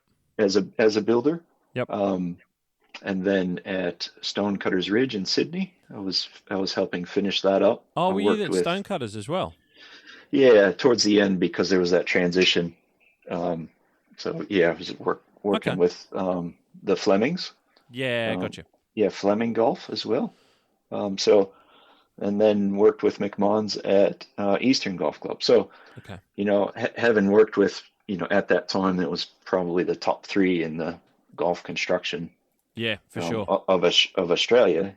You get a feel for how things work in Australia and Yep. what the pros and cons of things and And every country having is different, working with different business and people and the way people yeah do things, and yeah. yeah yeah but yeah Eastern was a great project and yeah good result for the membership. They loved it in the end and then I stayed around and we started Cathedral Golf Club. Oh, wow. So That's a pretty special project. yeah, just over the hill there. So, yep. Yep. And yeah, that was in the early days. Got a note from Greg. It said, "Hey, I've got a mate I've got in a mate. in Melbourne who wants to build a golf course, and would you mind going to look at the property?" So, okay, all right. That's unreal. So, I've got a mate that wants to build a golf course. yeah, and he said, just tell us what you think, and if you think it's feasible or not, and whatnot. Yeah, and then met up with David Evans. Yep. That's the Evans family, essentially. That's the Evans family. Yeah, they own Cathedral. So yeah, I was the first person to walk the site with David and wow. Hear his vision and whatnot. And yeah, not knowing any of David's history or things like that, just meeting these people like Pete Dye used to meet people and yeah, just, sure. as real human beings and just not knowing the history and driving around in a beat up Toyota Land Cruiser. And, What was the site like at Cathedral before we know it as the golf course that it is today? And there's a few people who have been there. We've seen a little bit of it on TV with the Cathedral Invitational. But what was it like thinking of how a golf course was going to be rounded through that property? Yeah, the property is not much different than it is today, actually, Steve. Yeah, right. Okay, wow. It's the lay of the land dictated it all. It's not much earth was moved on that project. It was interesting because David owns a lot of land there, and it was all grazed with cattle and grazing whatnot. Property. And he had some property along the river, or has some property along the Goulburn River. And he showed me that first, and it was flat. And I was like, okay, yeah, we can work with this. I'll go back to my Pete Dye days, and you can give me a flat piece of land, and we'll do something special with it. We just got to move dirt, right? Yeah. You've got Whistling Straits under your belt now, mate. So you know what you can do. So we can, and then I was like, oh, but it's going to be a bit challenging to get across this river. What are your thoughts? Oh, well. And I know he was setting me up because we drive through some more cattle gates, and it was like, holy cow, this is it. Yeah, right. And I had been to Ellerston. I was just going to say, it reminds me previously. Of the idea of an Ellerston. Yes, very much so. And the property is quite similar as well. Okay. I've been lucky enough to see Ellerston once, and yeah. Yes. So I kind of got it. That's when I first saw the project was happening at Cathedral and heard about it. I was like, I wonder if this is like a Victorian or / Melbourne version of something similar. I didn't know, but yeah. Yeah. I mean, I'm a bit biased. I think it's better. Of course. But, it was like, wow, yeah, you've got some golf holes here, David. No problem. Now, how do we get you services, things like that? What's your approval process? Wow. All that. So, yeah, we tried. Yeah, we walked through that, and as a team, everybody got together, and then we went through that whole process. So, spent a lot of time at Cathedral, even on that one, even jumping on the dozer occasionally and knocking out some green shapes and nice stuff like that. So, yeah. Unreal. Well, hopefully one day I might get an opportunity to go there and have a look, but who knows? Because I know it is a private property, so it's totally appreciate that, mate. I'm curious to understand a little bit of that. Does Greg get involved much? I mean, we see photos in newspapers and news things like that. With a place like Cathedral, he knows the owner. Like you said, he's got a mate there, and David Evans does he get involved much in a project more like that than others, or is it a similar amount of work that he gets involved with from time to time? Are you allowed to speak about that? I don't know. Yeah, I'll probably have to be a little careful. Sure. But so, well, look, I think Greg had a passion for that place as well. So, yes, he was involved with it a fair bit. Site visits were more frequent. Whenever he was in Australia, we were definitely going out there, making a site visit and spending time with David and, their friends, their family. Yeah, sure. Kind of. And yeah, it's a bit of a little different feeling, probably similar to what he did at Ullerston at the time.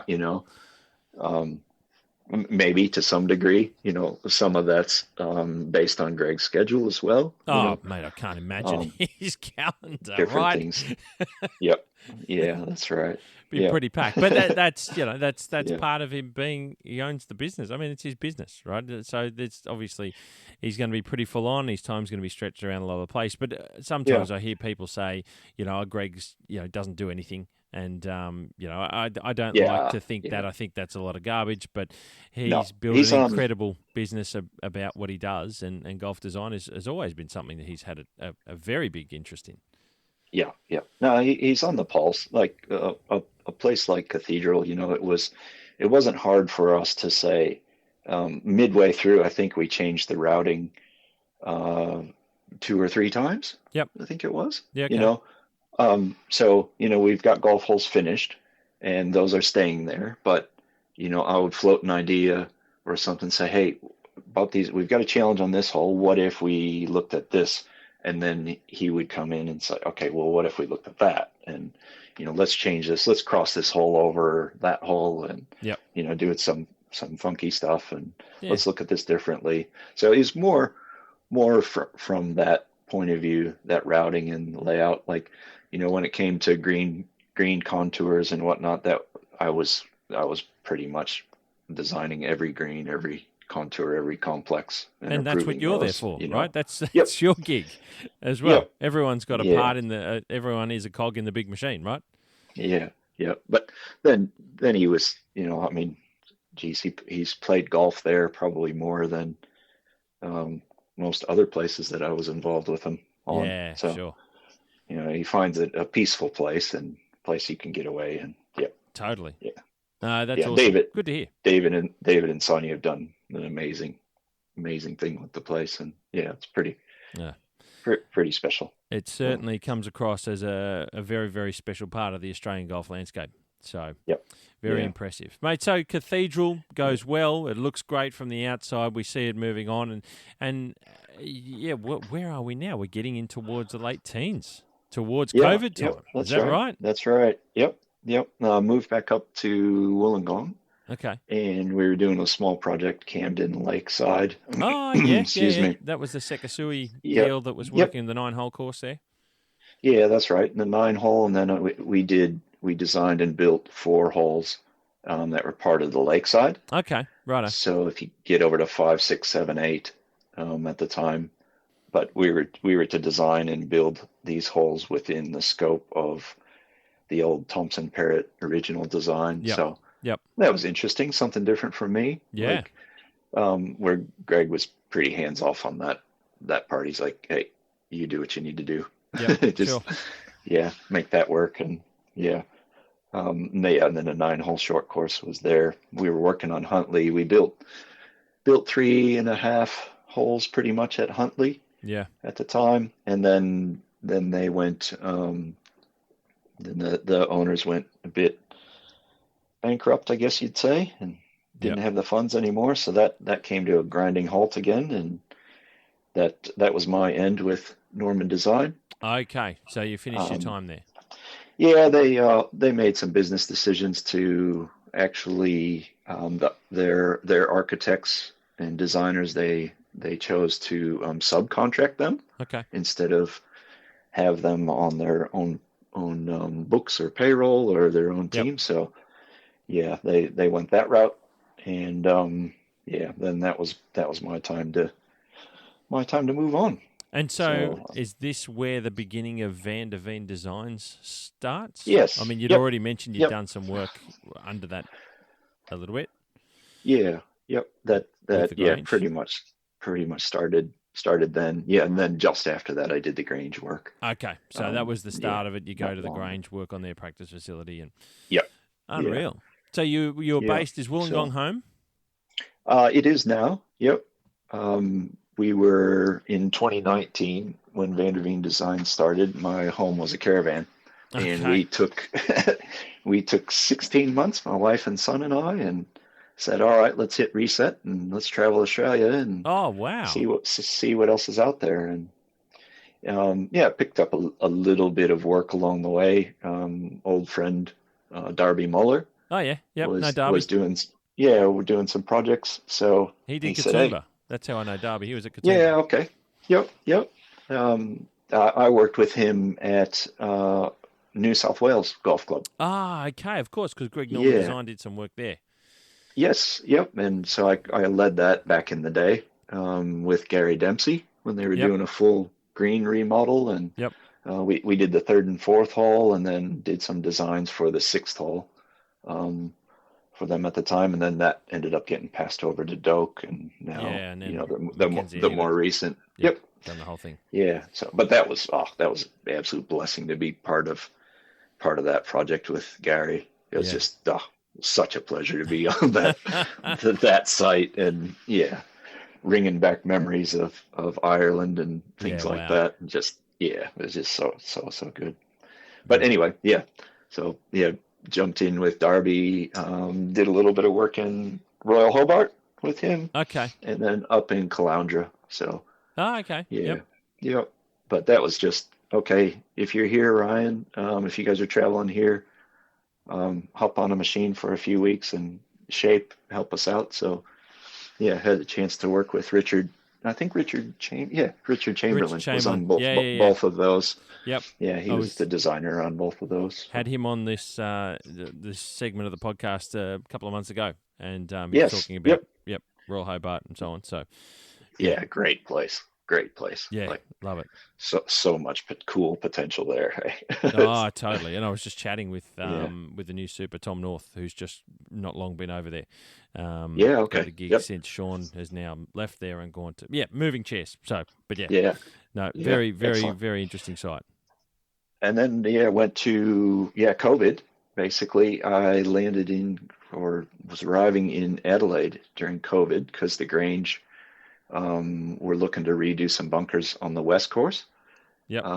So I said, yep, help out on a machine, help them shaping and knock a few things out for Roan. So did that for a couple of weeks, and then we really couldn't go anywhere. But in the process there, then Glenelg Golf Club heard that I was doing some work there because they're all very well connected. Yep.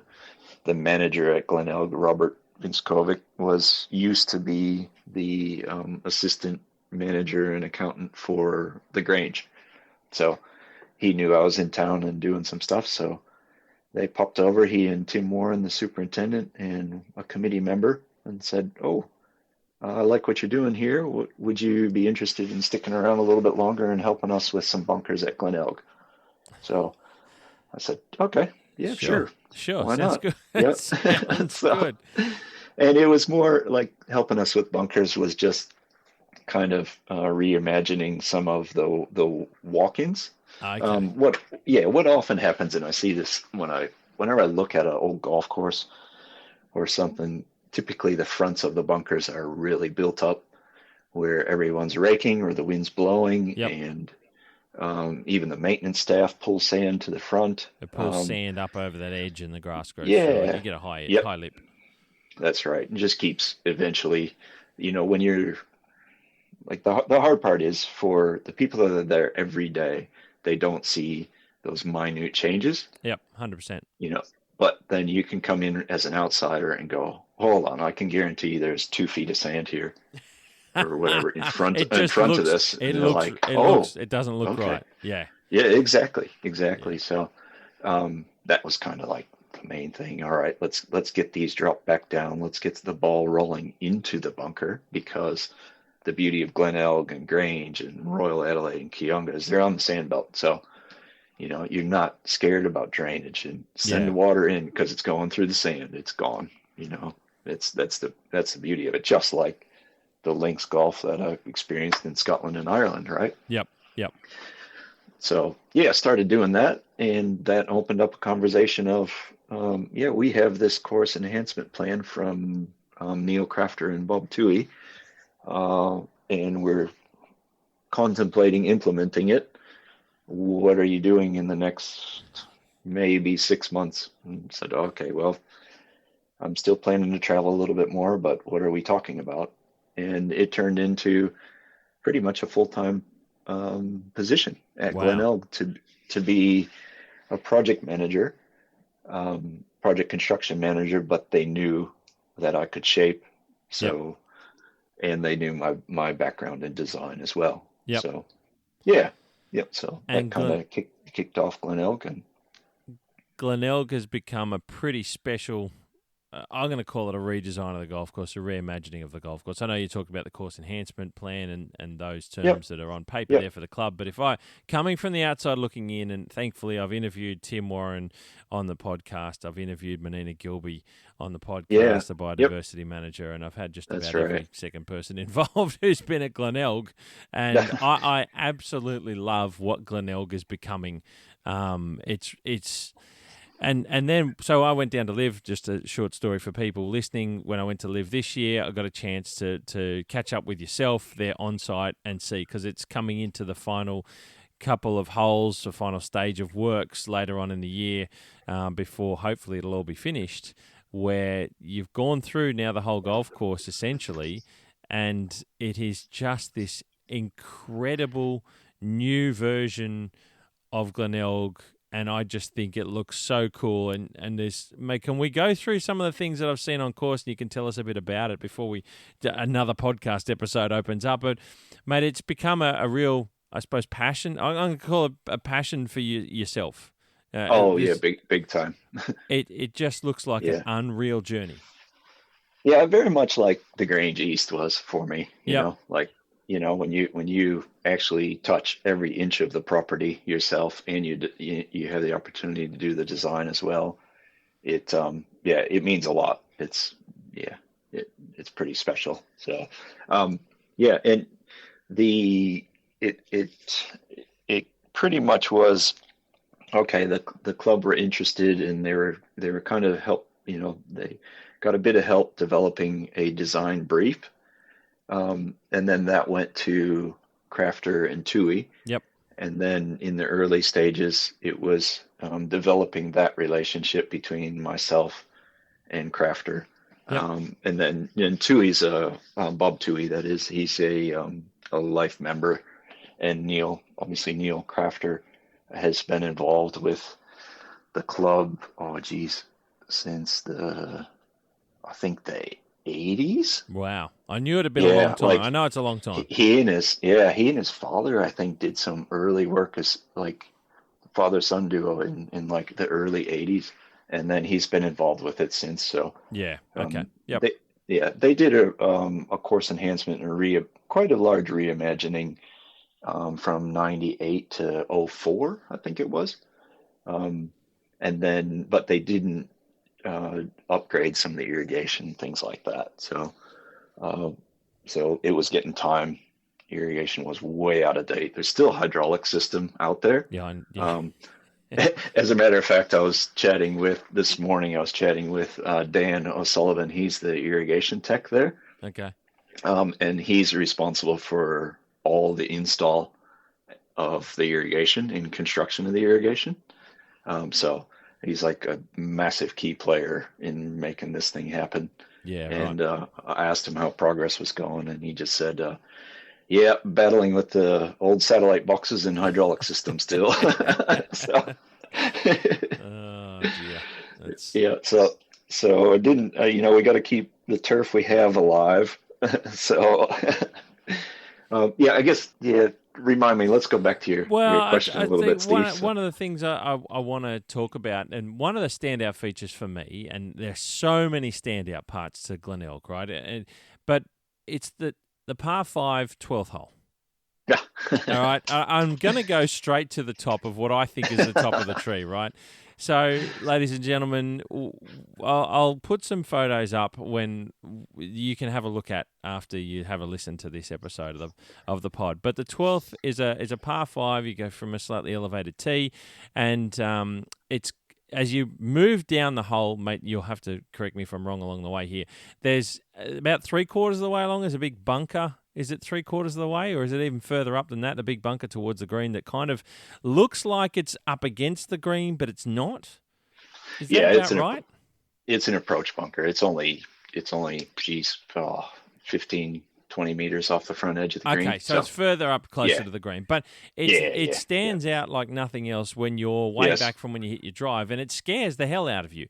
But what you've Yep. got over the back of that is the most incredibly unique green. I'm calling it the most unique green I've seen in Australia.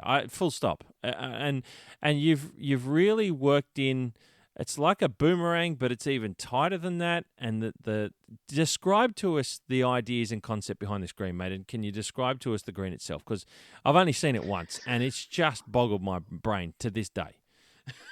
Yeah, it's It's awesome.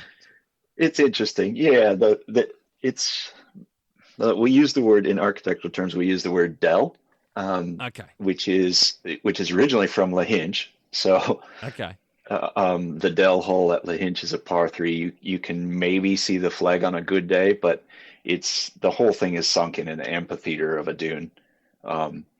Yeah, so yeah, that a dell is just kind of like a green that's really nestled in there. You can't see a whole lot of the surface from your shot in.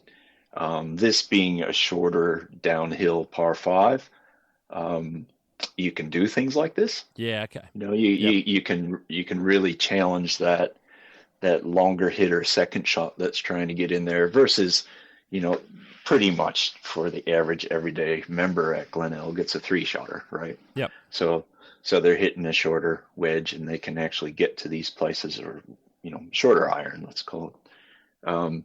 So the green used to sit right to left, and it was on the front left side. It was basically blocked off by a small dune that has fescue on it. And this dune is maybe meter and a half high, would you say? Meter high. And it's a la Royal Adelaide number 3, Neil was telling me. Yeah. Like that was kind of what they were going for when they were trying to set it up that way. Well, there used to be, on the back right of the green, there used to be a hollow, which was cooch and all run off. And yeah, the green, yeah, it's hard to explain if you can't see it. Because, when you talk it through it in language terms, it's a bit goofy. It's so quirky. I love it. Yeah, right to left field, high front right, ball feeding to the back. Back left. There wasn't a lot of pin back left over that dune. So we had the idea of creating like an upper tier back left and opening it up a lot more and giving a slot in the dune. So as you approached the green, if you didn't want to carry that approach bunker that you were talking about, which is, meter 1.8, 2 meters deep almost. And now, when I say bunker, this is a revetted bunker, mind you, with a face in front of you that's intimidating, and it's not really super easy to get out of. Yeah, it bears its teeth right at you. Yeah, so there was fairway to the left and approach to the left of this fescue ridge that sits in there. But we decided to push fairway further and open a window at the back left. So if you wanted to miss and you missed far enough, that you would have a door into the back of the green. And that was kind of a unique approach. And then we're in a committee meeting one day, a course committee meeting, and one of the committee members says, hey, what if the green went back there on the right where there was a bunch of cooch and runoff, and then it went down. Um, it was a walkway to the next tee. I said, all right, yeah, I get it. Let me look at it. So I looked at it, and I remember calling Tim up on the radio saying, Timmy, you got 5 minutes? Because, yeah, or more. I need you to come look at this. This could be cool. And just walked it through with Tim, the superintendent, and talked about how, like, we could wrap this little bit of a green, like you say, semi-boomerang type thing around this other fescue knob or roll that's on the right. And but we needed to give it a backstop and a little Dell amphitheater feel to it back in there instead of letting the ball run away and roll away. Yep. So just so you could actually try and attack that thing if you wanted to. Now it's only 12 meters deep, I think. So, that affects the guy, the pennant guy, going, okay, I'm going to go for this with a long iron. Can I actually hold it there or not?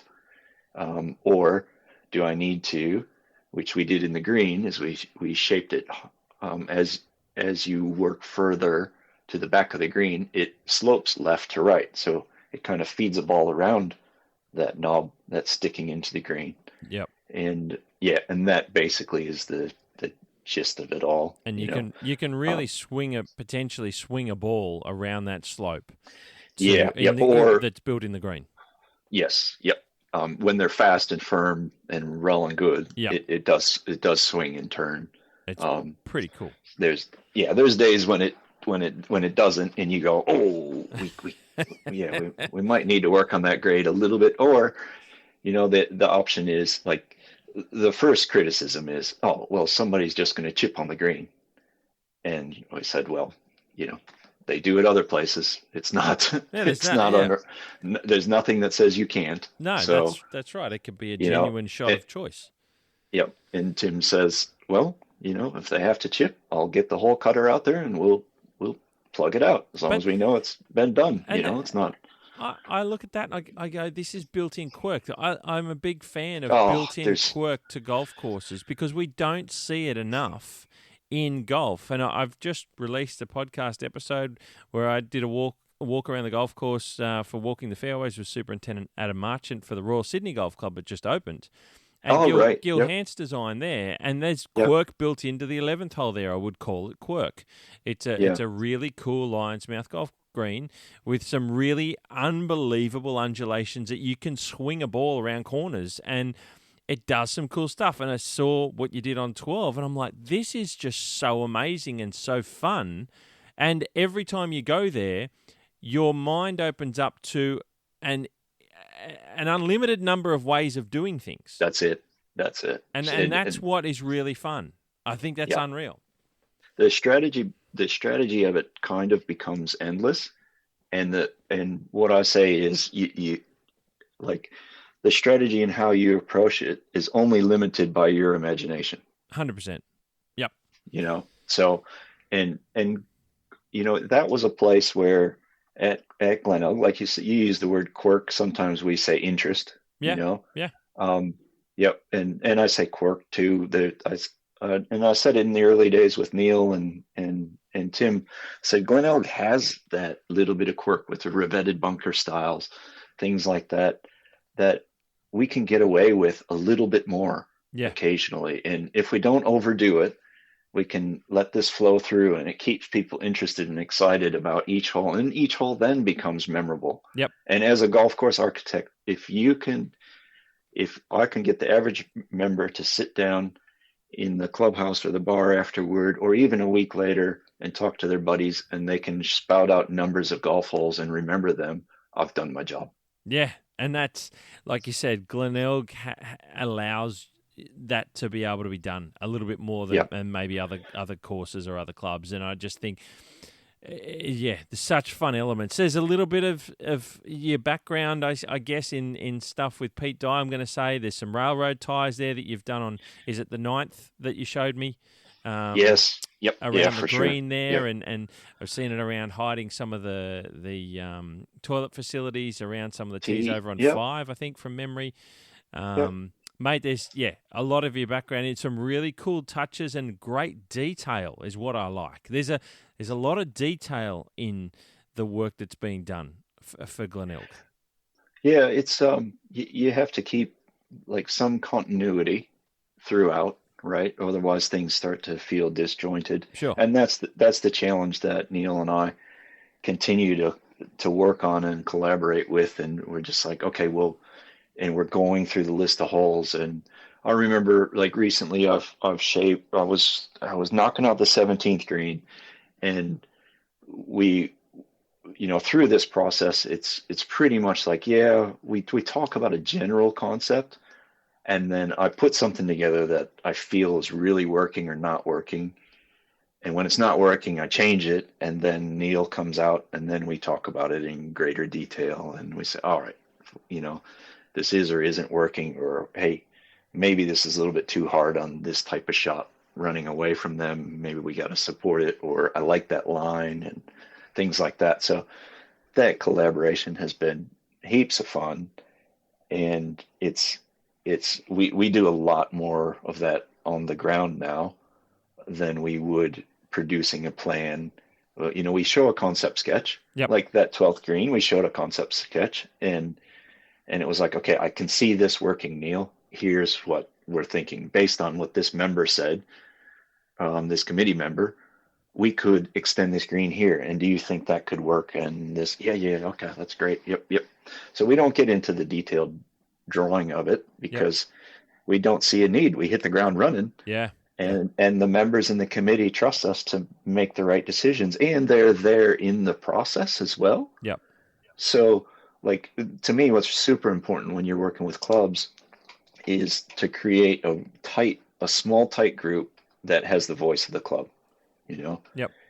And if they want to be involved, as soon as it's shaped or as I'm building it, I'm saying, come on out, guys, ladies, let's have a quick look. I'll explain to you what's going on. Are you happy with this? Or here's my concern with this type thing.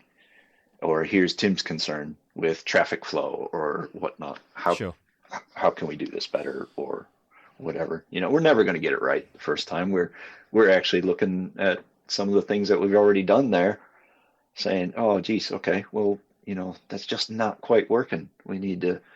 We'll get to that one day. We'll tweak that, or that'll feel more comfortable, and it'll just kind of finish the puzzle off a little bit better. So and some things, some elements need to be massaged a little bit afterwards, and like you say, it's people moving through space. Everyone does things differently as well. The way they walk, the way they move, the way they play shots, their thought processes afterwards, and you might have an idea that works that you can tweak and improve it again afterwards. And I hear that from time to time, talking to all sorts of different architects about that. It's not just when you've done it and you've grasped it and it's being maintained is that job over. It's often an evaluation afterwards to see exactly what can be tweaked. I was recently working on that 17th green, I was telling you, and I was shaping it, and that afternoon I rang up Neil and I said, Neil, I've got a problem. He's like, what's that? I said, look, I feel like I've done this before. And I don't want to have that feeling. We need to talk about this, And it was like, okay, well, what do you mean? Like, no, this bunker positioning and style that we're talking about, I feel like I've done that on these two holes or something too similar. Yep. But I want to be similar, but not exactly the same. And I don't want to be redoing exactly. Because then as soon as you do that, you start to get monotony and you lose interest and whatnot in the whole experience that the golfer feels when they walk through those 18 holes, right? Yeah, totally. Yeah. Mate, I'm going to have some pictures up available I'll put up that I've taken around the time that you showed me around, and I went around with Tim a couple of years earlier, and so people can see some of these parts that we're talking about at Glenelg, because I really think when it's all done and finished and officially opened, hopefully everything goes to plan, it's later this year, I just think it's going to hit the ground with a big wow, and I look forward to hearing lots of people get an opportunity, potentially, if they get a chance to go there and play and experience it, because the membership should be very proud of what they're going to have, and I think people like yourself, Neil Crafter and Bob Toohey should be incredibly proud of what's been produced on the ground for the golfers and the membership of Glenelg. I just think it's going to be amazing, mate. And we could talk about it so much longer, but I want I want to keep talking about yourself, mate. And again, congratulations on the work there at Glenelg on the ground. A little bit more as we finish up, mate, if you don't mind. Where to in the future does Van der Veen Designs head? What are you looking forward to doing next, mate? Oh, well, on the back of Glenelg, I've got a job at Mollymook Golf Club. We recently, that's down South Coast. Yep. Ulladulla, Mollymook area. They've got an 18-hole course called the Hilltop. That's their quote-unquote championship course. Yep. I don't like to use that word, but course has been around a long time. Always had a great name. Yes. Yep. Oh, fantastic site. And I think I went there in 2012. Yep. In the very, very early days, because the manager there knew me from Port Hughes, of all places. Yeah, wow. Yeah, and it just said, oh, would you be interested in doing just a bit of a course audit, which means from a designer's point of view, I'll just pop in for the day, write a report, tell them pros, cons, maybe how they could enhance things from a small level and from a high level, whatever a course might look at, moving forward. So that's kind of a fun thing to kind of start building relationships with existing clubs. Sure. Yeah. So they always had that in the background, and then they had seen what we were accomplishing at Glenelg with let's call it an in-house build, meaning there really are no contractors there. So they were quite interested in doing the same thing. So in the past, they've had Program Turnpoint, who currently manage the maintenance of the course there. They had them provide kind of a course enhancement plan type master plan for the club, and they said, well, let's engage in a 5 or 6 year plan similar to what Glenelg did. Keep 18 holes open. So that meant building a spare hole, which we did last November. Okay. And that kind of kicks things off. And they're interested in Van der Veen Designs kind of taking that to the next level as far as the detail, the shaping. So yeah, from, like I said in the past, very, very basic planning that they had, but I take those things to the next level, on the ground. Yeah, cool. Hands-on detail, just like I did at Cathedral. Cathedral had no contour plan, basically. We didn't have to do it. We did a routing. Yeah, sure. I estimated with the contractor, okay, this is how much dirt we have to move here and there, and that is where my background is from, right? Yeah, so sure. When it comes to moving dirt, it's okay. Yep, that'll take you X amount of time, and this will cost you that, and yep, let's move forward. So yeah, Mollymook have engaged me for that, so it's exciting. Hopefully later this year we commence on the 18 holes proper. Fantastic. Yeah, the spare holes come up good. They're hoping to open it, I think, for a short bit later this month, maybe, because they've got to do some work elsewhere. So they'll continue to keep 18 holes playable, and then we'll do one hole at a time, or yeah, like Glenelg does, maybe 2 holes here or there, just depending. Yeah. But try and not let it interrupt the membership too much. So, which is a different approach, but that's exciting, mate. Great to hear. Not too far from home in down Wollongong Way. And, that's right. And then just looking at some other potentials on the side, from new courses to course enhancements, remodels, redesigns. I really enjoy the redesign process at the moment, and taking the members and committees and staff, things like that, on that journey. Yep. It's challenging because not many people actually want their course messed with, because that's why they're members there. That's right. Because they enjoy it. But when they see when you unlock potential for them, uh, it's very cool to see people go, wow, I didn't realize this was here.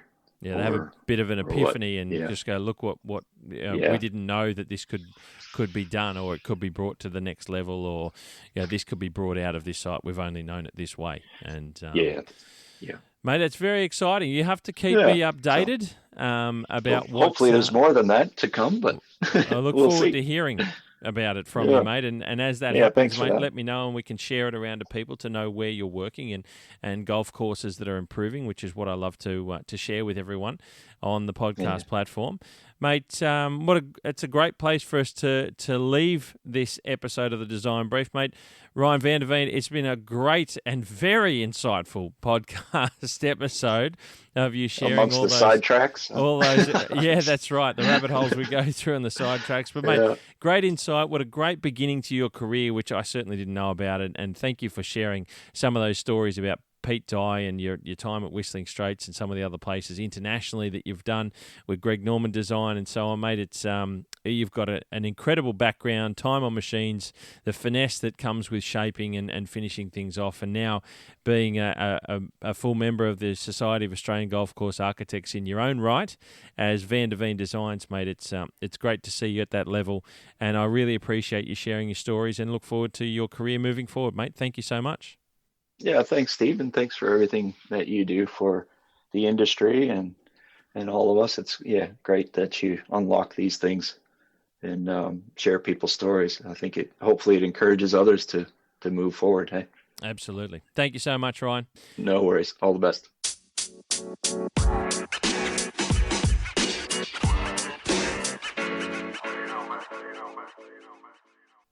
Wow. Just wow. How good a conversation was that? How good a bloke is Ryan van der Veen? He is just a fantastic human and so humble and really understates a lot of the stuff in his career. Great to chat with Ryan. I hope you guys got something out of that podcast. Really insightful into a lot of parts of some of the courses that you know about here in Australia, but really interesting to hear Ryan talk about his working with Pete Dye, some of his stories, lovable stories about the late Pete Dye, and they're really interesting when we do get a chance to hear them from those that were fortunate enough and were able to work with the late, great Pete Dye, certainly in the US. And again, like I mentioned during the conversation with Ryan, unfortunately in Australia we don't have a Pete Dye design golf course. Ryan's travelled a lot. He's been to a lot of places. There's going to be a lot of clickables in the show notes, ladies and gentlemen. And I loved his stories about, and his detailing about Whistling Straits up on the banks of Lake Michigan to the north of the US there. I really wanted to know a little bit more about that. And I assure you I could chat for a very long time with Ryan about a lot of the places that he's worked. And maybe we'll have him back soon to talk about some of the places in Australia that he's worked in a little bit more detail. I'm going to be talking to more architects that are members from the Society of Australian Golf Course Architects, ladies and gentlemen. It's great to be able to have that opportunity to talk with them, showcase who they are, and some of their work, and I've got plenty more lined up, ladies and gentlemen. So stick with me on the Design Brief when you see it come out. Subscribe to the Golfing Greenkeeper podcast and make sure it's just another one in the library of the segments that we have here and covering all sorts of different topics that dive deep into golf courses and what makes them so great and fantastic for us to all enjoy. Please like, share, and subscribe is the famous line that everyone uses. So I really do appreciate it. Any reviews are the big one. Any reviews you've got to share with people on the various platforms. If you could write a review about the podcast, I really would appreciate it, because that really does go a long way in the algorithms to sharing the podcast around to people who are listening to other ones and haven't heard about this one, and they'll look at it and go, oh, the Golfing Greenkeeper podcast, what's that all about? It's got some great reviews. So I really do appreciate those that have done so. Continue to rate and also review the podcast. That's something that gives me a really big leg up and also allows me to keep doing this work and continue to have these conversations and get more stuff out there for you around and about the Australian golf courses, that we have such a diverse range of golf courses in this country. Check out Ryan van der Veen where you can. He's on Facebook, I know. You can check out his stuff there. I'll have clickables to his social media platforms where he's available, and please check him out. There'll be links to his profile as well on the Society of Australian Golf Course Architects website. Thank you also to the Society of Australian Golf Course Architects, who allow me to keep having these conversations with their members, which is great to showcase who they are. And if you're a golf club, you're working at a golf club, or you're a member at a golf club, and you know that your course is thinking about something in the future, and you need some expert advice and some work done potentially on your golf course, sagca.com.au is the place to go, because that is where you'll get a list of all the members that are part of the society, along with their profiles and links to their websites and so on, where you can see who they are and what they're all about, and get to be able to pick from the wide range of Australian golf course architects that we have. So please make sure you check out their website. Ladies and gentlemen, it's been fantastic for you to join us, and I really do appreciate you taking the time to listen to Ryan and myself talk about Ryan's career and where he's going and what he's up to. He is a fantastic person, as I mentioned, so connect with him where you can, and he is certainly one person to follow out there in the industry. Ladies and gentlemen, you hit him clean, we'll keep him green, and I'll catch up with you very soon.